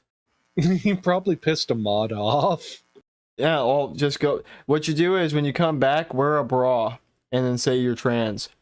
You've learned your lesson. You're improving, like Bungie, right? We've learned from my past. We're improving for a better future. I put on a bra and cross dress. Believe me. It's not sexual harassment when I do it Yeah, now. exactly. It's just lesbianism. Look, you. I would almost respect him more if he went on stage and said, Come here, bitch. Let me grow up your tits. I'm a lesbian now. Come on. like I said, I would almost respect them more if they did that at this point. I can't imagine that. Just I would die laughing. Like, come on, bitch, come over here. Holla at you. Let me holla at you. I'm a lesbian now. I'm a minority. Shit. How many lesbians you know have a dick? Not many. I mean, I guess all the good ones. That's why we're in the minority, Whiskey. Damn it. Oh shit.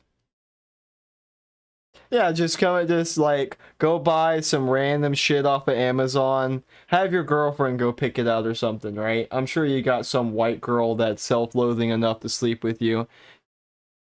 So, have her pick something out for you. Go up there and be like, if you ban me, that's an attack on like the trans community. Watch. I'm just imagining the guy go out there, but he's like got the bra and underwear on the outside of his regular clothing. Yeah. And he's like, I'm trans presenting. Wow, we got someone aiming for Deer Girl spot. Watch out. He's coming for you. You know, this is another reason they should put you and I in charge of PR. Yeah. Man, honestly, if I was in charge of PR, I'd be like, all right, your first choice, what we're going to do is, you need to fish out that Deer Girl thing that you have. You need to put her in every single fucking commercial you have. Every single commercial. And how is this supposed to help sales? Sales? I just want to laugh. I just want to laugh as the company burns. Fuck sales. You just have a 30-second clip, and then it's like, come to this company, use this service. I'm like, look, I'm going to be honest with you guys. Twitch has never been profitable. So, I'm not really aiming for profitability. Think about the social justice points. Think about the social credit score we're gonna have, though.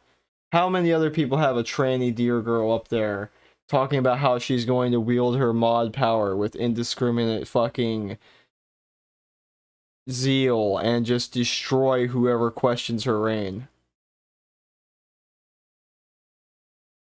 Right? Honestly, we should be turning all of them into Deer Girls or other animal girls, right? We should have like a whole like team, like the fucking the Planeteers. They can call them Captain Tranny. It'd be amazing. It'd be made up all 5 animals. Like we'll get a tiger one, see tiger, a lion, a seal, and what would be another one? An elephant. Because we gotta have diversity. You know, elephants, Africa. No, hippo. And just to be completely socially aware, the seal is an arm and it carries a club. It sounds less like you're describing a Captain Planet ripoff and more like a Voltron ripoff. Captain Planet is made up of all 5 Planeteers. No. Yeah, Look, we watched that first video and made fun of it. No, you missed deeper. It's deeper lore. You gotta watch it. Damn. See, now I've just got stuck in my head an episode of Magus XLR where it's a Voltron episode, and he basically takes what's effectively the Power Rangers and their Megazords, and then just like shoves his fists into them to use them. This is what I'm imagining, except it's going to be Captain Planet with animals. Oh, I got it. Okay, we won't go with the Voltron. We'll call it Voltron.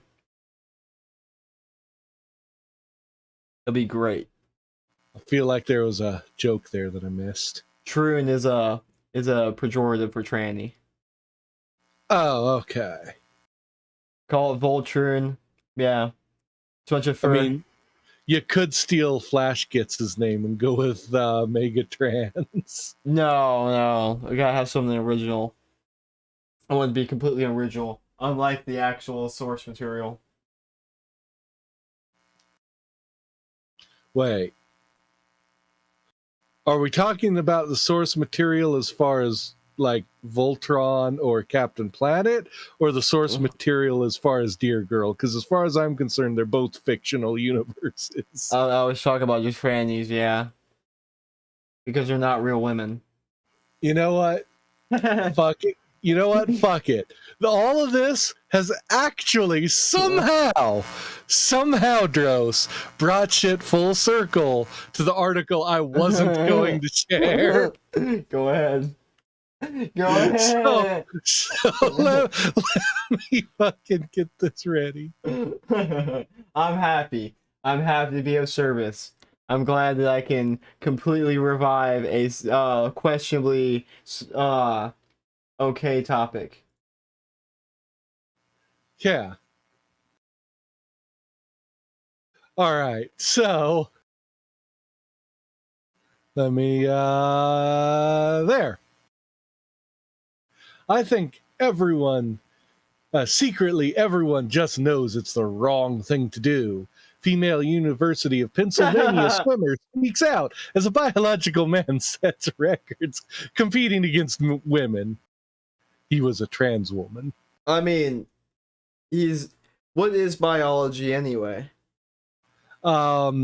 It's objective science about the human body. Okay, see, I've been taking lessons from Dr. Fauci, and science isn't objective whiskey.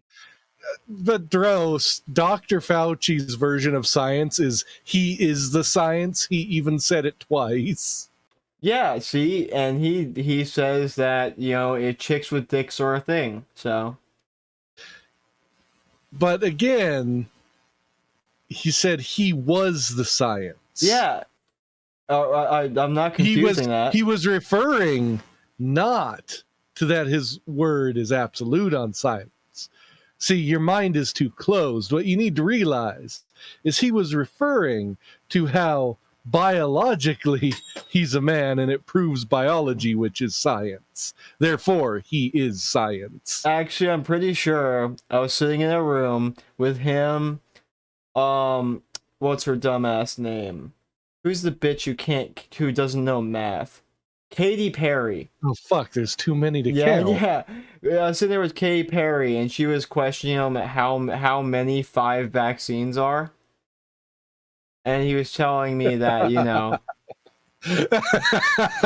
chicks with dicks are totally valid. Yeah, he was a little bit tired of talking to her. He had to explain this like 4 or 5 times to her.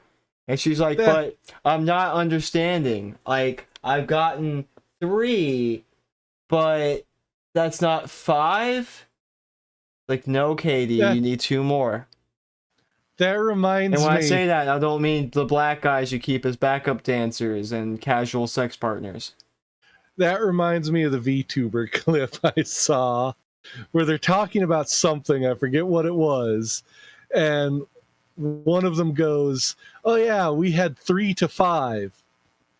And the other says, 1, 2, 5. And she goes, what about 3 and 4? Yeah. Yeah, that was Gura. Like, what happened? Yeah. Yeah, we have 1 through 5, but what happened to 3 and 4? Like, you don't have 3 and 4? Like, what? It's like, you dumbass. You dumb as fuck, girl. You dumb as hell. Fuck me. Damn.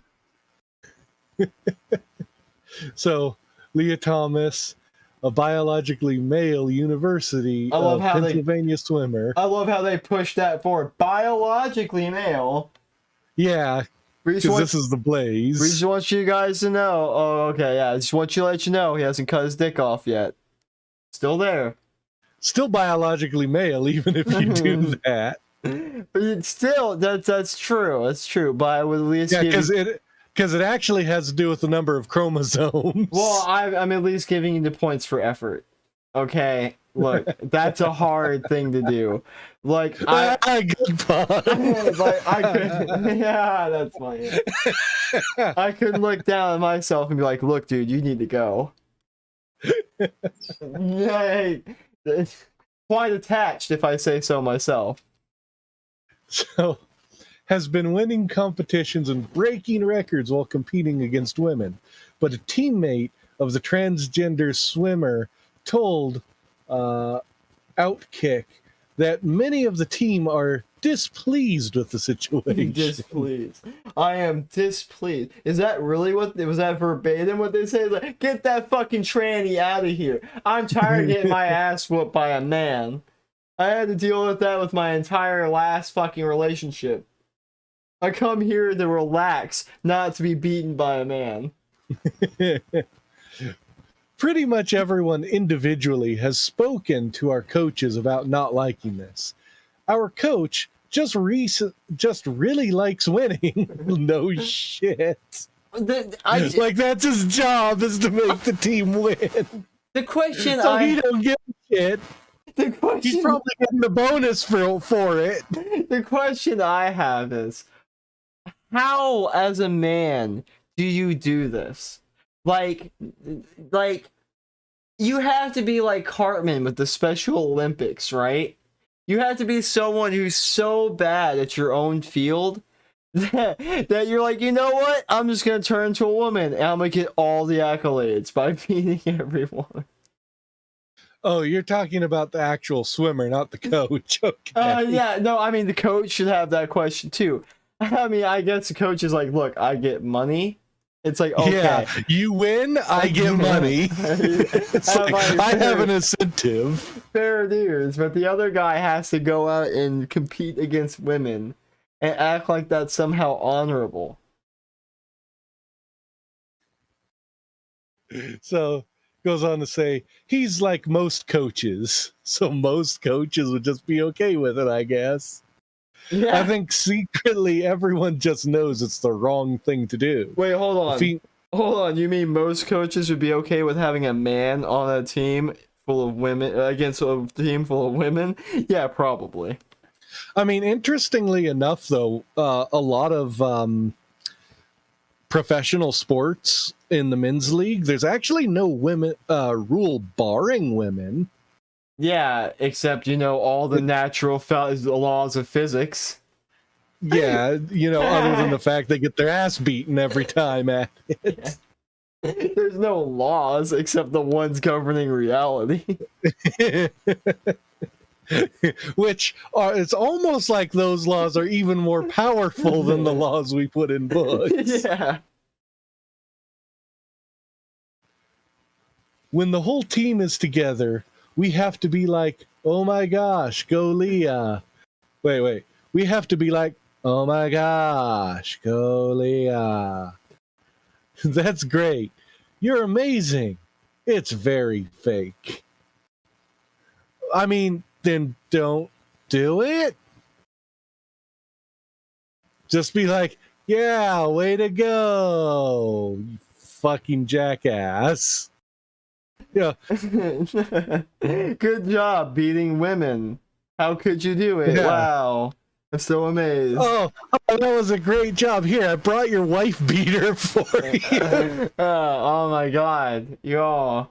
Wow, you did something only a team of like middle school soccer players could do. Wow. You know what's Fucking funny about that story you just watch out, referenced? we got Michael Phelps over here. What's funny about that story is I'm pretty sure they did it with high schoolers first, and they got their asses beaten really bad. And then, like, a few years later, they're like, okay, we'll do it, but this time with middle school. And they were still, like, on the fence of who was gonna win. Yeah. Yeah, it's really terrible when you actually know that like a lot of female soccer teams basically are just practice for like actual men's soccer teams for like In middle school. Yeah. It's bad. It's literally where you or I could probably join and have a chance at doing well. Yeah. And I suck at sports. Yeah. Like, I could run maybe 2 feet before I'm winded, and I'm like, oh, fuck. Don't worry, Dross. Don't worry. You just tackle whoever gets in front of you. You don't need to run. No, I'll just play goalie. You don't have to move that much. Just in spurts. There you go. Just in spurts. Use the additional average of 30% body mass to block better. Yeah. Yeah, I can block better than a woman. What says that? Body mass? I'm bigger than her? I can block more of the goal simultaneously. I'm literally faster than her? Like, I remember when I was under the illusion, way younger than I am now, that women were, like, somehow faster than men. And it's like, no, like, when you actually realize how much weaker women are to men, it's stunning. It's like, and I think I brought this up in the last stream, but it's like that one female MMA fighter that decided to fight a male and got the shit beaten out of her. And she was basically the top in her weight class, and the other guy was just a normal MMA fighter. Dude, she almost not died. Even top. She almost died to him. He was hitting her so hard, he was rearranging her fucking brain inside her dome. I'm pretty. Yeah, it's one of those instances where it's like, yeah, this should just be an example why you don't fucking do that. What I love is when she had to like congratulate him and shit. It's like, oh yeah, thank you for beating me like I owed you money. You were so good back there. What's funny is if you were in her position, that's probably what you'd say. Yeah. Yeah. Oh, thank you for beating me like I burnt a roast when you came home from work. That actually would have been pretty fucking like if I was the guy and she said that after the fight, I would just bust out laughing. Yeah, just like... I'd be like in tears on the floor. I would date that girl because at least she has a good sense of humor. How'd you meet mom? How'd you meet mom? Dross, she has to. She doesn't have a good face. How'd you meet mom? Well, I punched her like 40 times in the face and then she went out with me. I think that's how they used to do it in the caveman days. Yeah, basically knocked her ass out and drug her to the restaurant. She came to halfway through dinner. It was either true love or brain damage. We're not sure which one yet. I mean, it could be a little of both. Oh, fuck. So Thomas, who in prior seasons competed against men, has been making waves since switching to competing against women. Not something you should be celebrating. Again, it's like going from competing against athletes to competing against middle school students. And then being like being the coach who the kids are like, oh, well, you can't do that. And then going out and just whooping the whole team's ass single-handedly. And then like celebrating and doing a fucking dance in the end zone like you succeeded. You know what I think is more depressing than like the middle schoolers winning? What's that? Is the women winning, and then because in my mind it's this Sarah Silverman skit where all the women run out to the field and they do like this big cheer and they make this big deal. They're like, yeah, we won. It's like you won against like 12-year-old boys. And it's by like 1 point. Yeah, it was close. It was close. Yeah, well, the guys are like, good work. We'll get them. We'll get them next time. Yeah, you really fucked that shot up there, Ted. That cost us that point.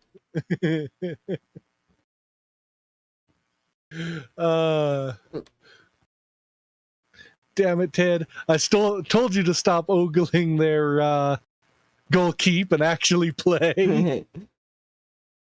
It's a problem, man. Middle school kids. Puberty.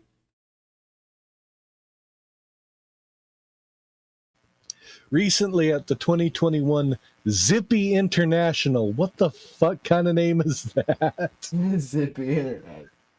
That's such a lame name for sports. No wonder they don't attract as many viewers for the women's sports. Thomas won the 1,650 free, I guess that's feet, with a new program. Meet and pool record time of 15 minutes, 59 seconds. Thomas won the race by more than 38 seconds. With the next teammate... Oh, wait. Oh, yeah, because those are minutes. Okay. With the next teammate, Anna, finishing second at 16 minutes, 37 seconds. Thomas then won the 200 free with a pool, meet, and program record time of 1 minute, 41 seconds. Basically just breaking records left and right. Yeah, again, wow, a man put in a woman's field and get put up against a woman's records and he breaks all of them. How'd you do it? Wow.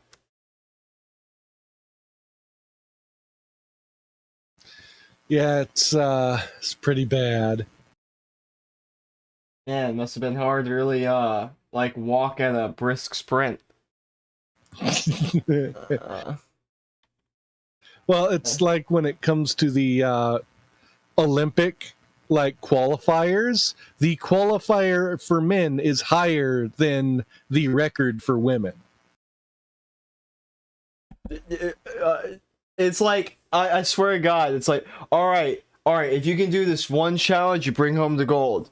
Do a push-up.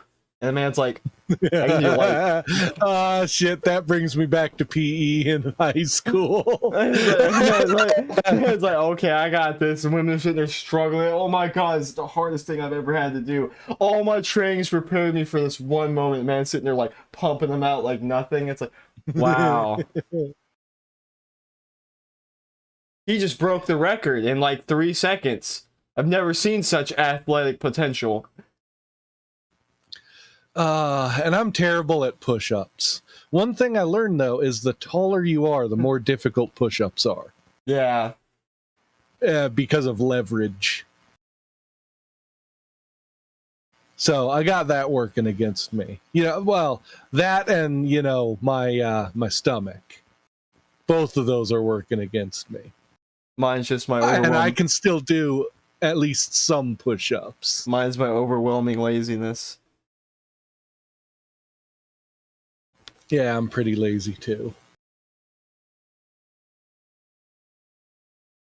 All right, so that was the article I wasn't going to share. That's a pretty good closer, to be honest. That brought out some of the best jokes of the night. Oh no. There we go. just it's amazing that if you put a man again in a woman's field and hold him up to a woman's standard, how he just like shatters the glass ceiling like it's fucking made out of that fucking candy glass they use for actors. Yeah, yeah, yeah. It's ridiculous. Honestly, he should not be competing with them. Honestly, I think he should be competing with them because then maybe they'll learn. Well, it sounds like they kind of have. Like, first of all, you shouldn't be supporting this. Second of all, you should be in the fucking kitchen.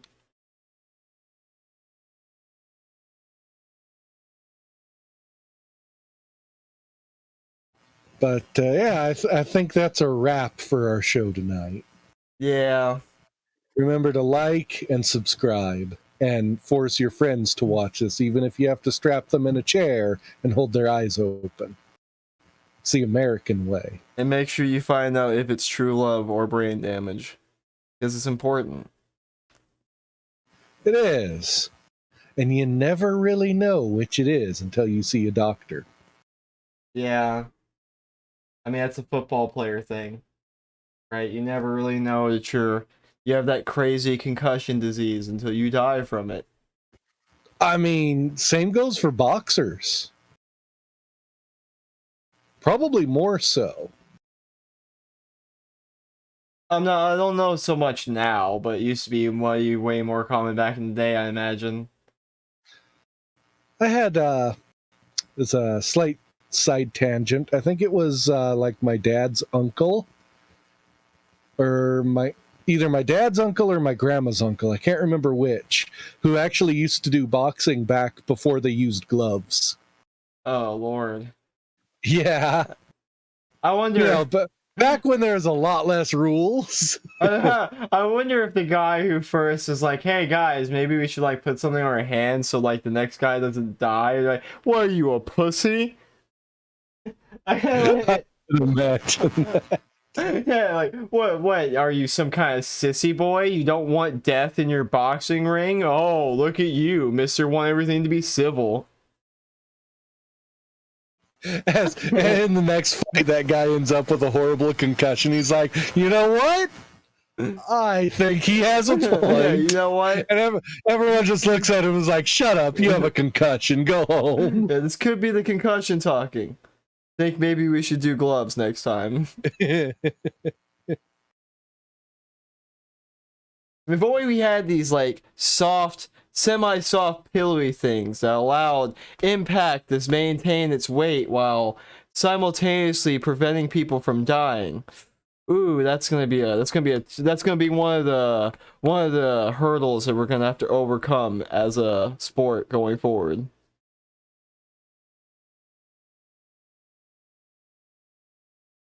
I was actually watching a video about boxing on YouTube about this like huge black guy that the Italian mafia hired to basically be a boxer, like to be a ringer, and he was ridiculous. He would just drop people in like two hits. It was done. And how long ago was this? Was this like in the 20s? It was in the 60s. Oh, okay. Yeah, like people were saying, it's like he hit you so hard that if you block it in your shoulder, he'd break your fucking arm. I mean, in my opinion, that's probably the best way to win at boxing, is even if they block, you're just going to break the arm they're blocking with. Yeah, he was devastating as hell. It like, you know, there's a certain point where defense is not going to mean jack shit. Like, it was to the point where fights weren't even enjoyable because he would just like get in, like just like wallop them like 3 times and they wouldn't even go to round 2. I'm wondering if this was before they had weight classes. Quite possibly, because he was bigger than everybody else. Yeah, because like the weight classes now are actually pretty strict if you look at all the different weight classes. Yeah, because it's like that's what best dictates your power is your weight. Yeah, it's mass times what is it? Mass times speed equals force. I think that's the equation. So yeah, basically the more mass you have to throw, the harder you're gonna hit.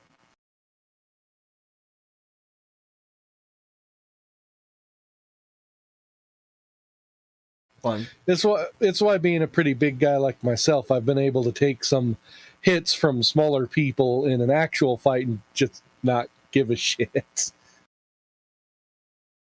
I was watching some video yesterday, and I was like, someone's like, "Oh yeah, the turtle shell," and someone just like, "Oh yeah," I was watching, it was AP's video, and someone like, this woman took some pole and went to hit a man in the face, and he like turned his back and let the thing break on his back, and you saw him look back at the woman as the thing cracked in half, and he's like, you know, when you break something on the back of a man and he looks back at you with that look, you done fucked up.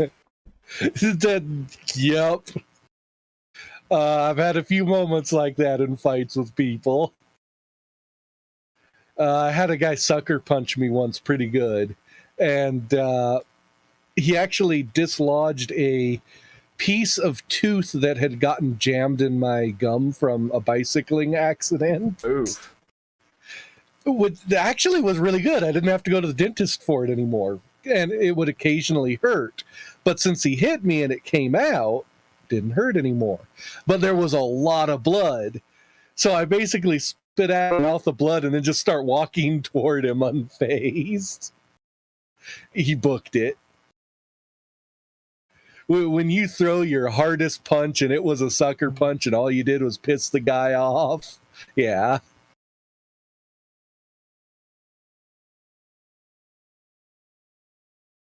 So mass makes a big difference. Yeah, it was interesting to see him just like wallop people into the ground. And they had this guy, this like, I can't remember his name, but he was like, he was a dick. Like, he would basically go and harass the guy outside demanding a boxing match. And then he got in with him and he just like floored his ass with like expertise. Like, he was just a very good technical fighter. Like, he Took down the bigger guy. yeah, like he just wove in and out of his swings like it was nothing. Yeah, he just didn't get hit. So if you're not going to get hit, that's the way to do it. But I guarantee you, had the other guy landed a hit, he would have been fucked. Yeah, it's a battle of attrition at that point. Yeah, it was a pretty interesting thing to see, really. In fact, that's why outboxing is typically favored quite a bit. Because the idea is to try and avoid getting hit as much as possible while still hitting your opponent. It was like when I was watching the Floyd Mayweather, not Floyd, the McGregor Mayweather fight. It's pretty interesting because it's like, it was kind of like that common scenario where you watch someone who's really a really good aggressive fighter go against someone who's a defensive fighter, and the defensive fighter just, all they have to do is outlast the aggressive one. Yeah. But if the aggressive one gets in enough, then they're going to basically take over. Yeah, but if you're a good defense fighter, you know how to prevent that from happening. Well, yeah, it comes down to are they more skilled at defending, or are you more skilled at actually getting in there and attacking? So it can make a pretty good match. Oh, the match is terrible. Well, depends on their styles a little bit, I guess. Because, like, all Conor McGregor did was, like, like, around the second match, he just got super tired, and then Mayweather just floored him from that point on. Oh, gotcha. It was, like, no contest, really.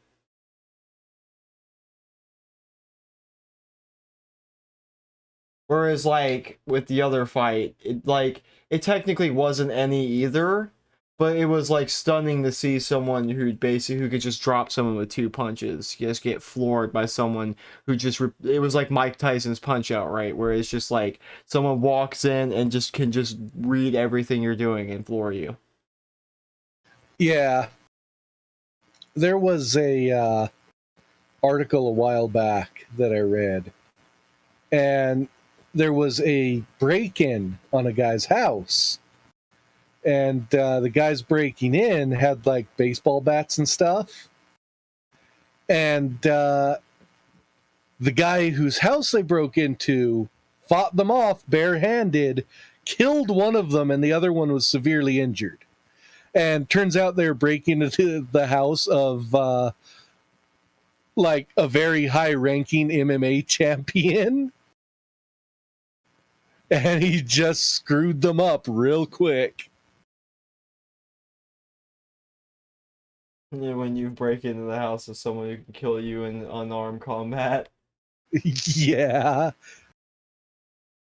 like breaking into a fucking Tibetan monk temple.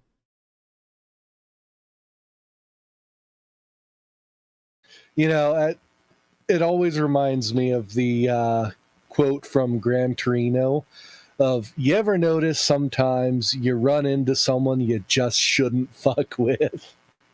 Yeah.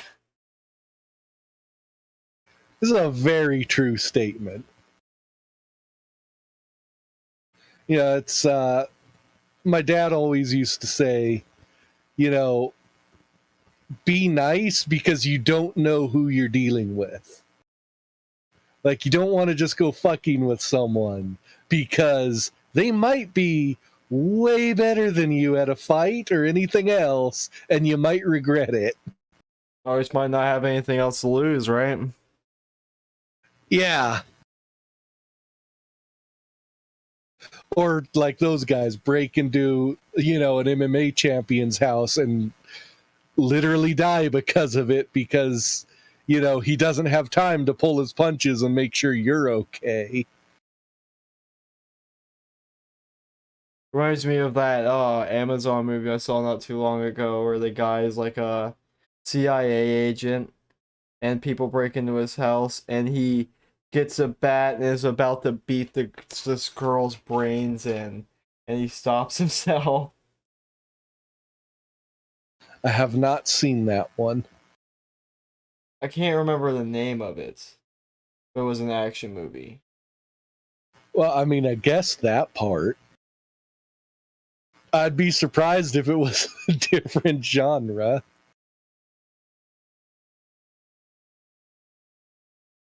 Yeah, it was like kind of like another take on John Wick,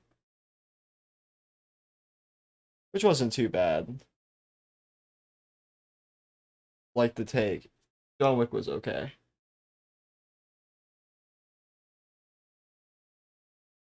Yeah, I particularly liked the choreography in some of the fight scenes of John Wick.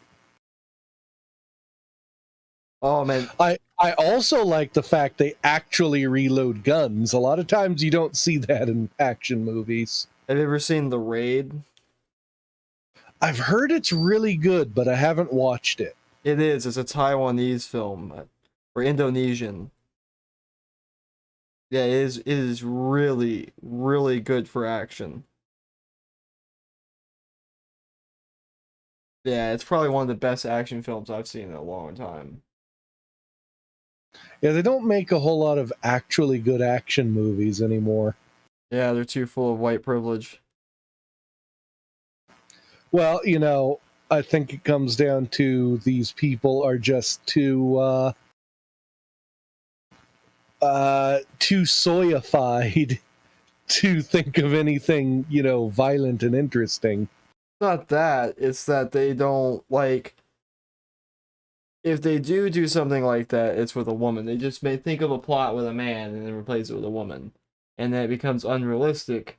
Like Atomic Blonde is a good example.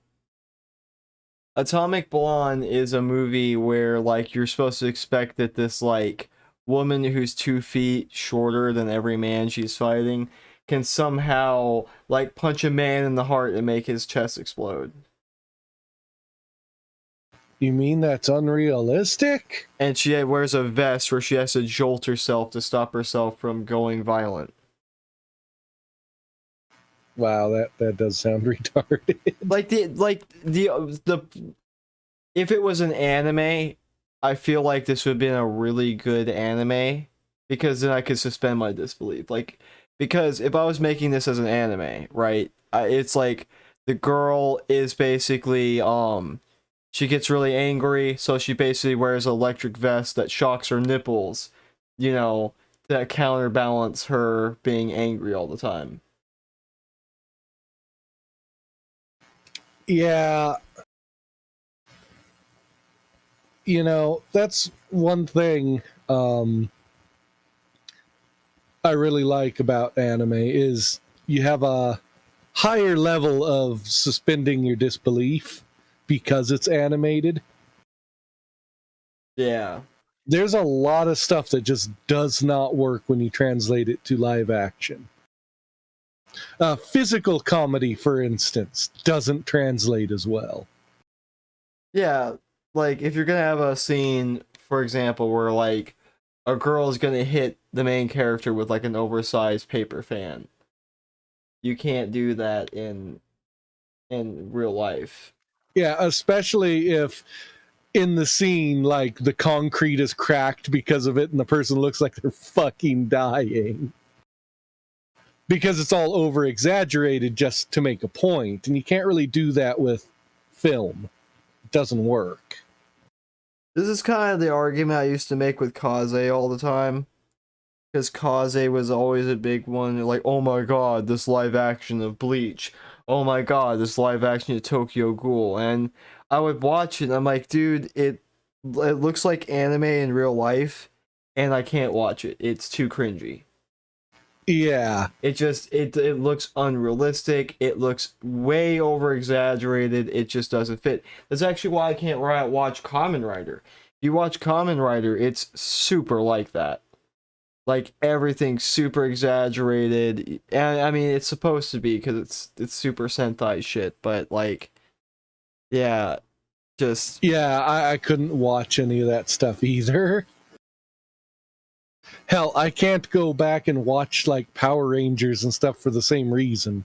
Although I would imagine some of the Japanese stuff probably has better storylines. I can go back and watch Power Rangers because most of Power Rangers isn't actually the fights. And I know now that like the fights are just Japanese actors now, and that the Yellow Ranger isn't actually an Asian girl; it's just a guy. Yeah, but it's even worse now watching people in their 20s try to pretend like they're in high school. Oh, I always knew that. I was never under the illusion. Like every movie. Well, see, when I was a kid, I just never thought about it. Yeah, well, another thing. And going back to it, I'm like, wait a second. Yeah, like a lot of the stuff in the 90s were like that, where it was like fucking 20-year-olds playing teenagers and shit. And they're like, oh my god, unrealistic body standards. It's like, yeah, because they're 10 years older than what the standard is. Yeah. Yeah, that was a big thing in the 90s that I got used to. I never really questioned it. Well, I didn't when I was a kid. The problem is when I go back to watch it now, it's like, it feels kind of cringy, like you were saying with the Super Sentai stuff. Oh, for me? Because when I watch it now, I can't see them as anything but an adult. For me, it's always just like Power Rangers. It like they were all just doing like weird high school stuff, so my brain just turns off. Like there's no real logic there. I can't watch Power Rangers critically. The American one anyway.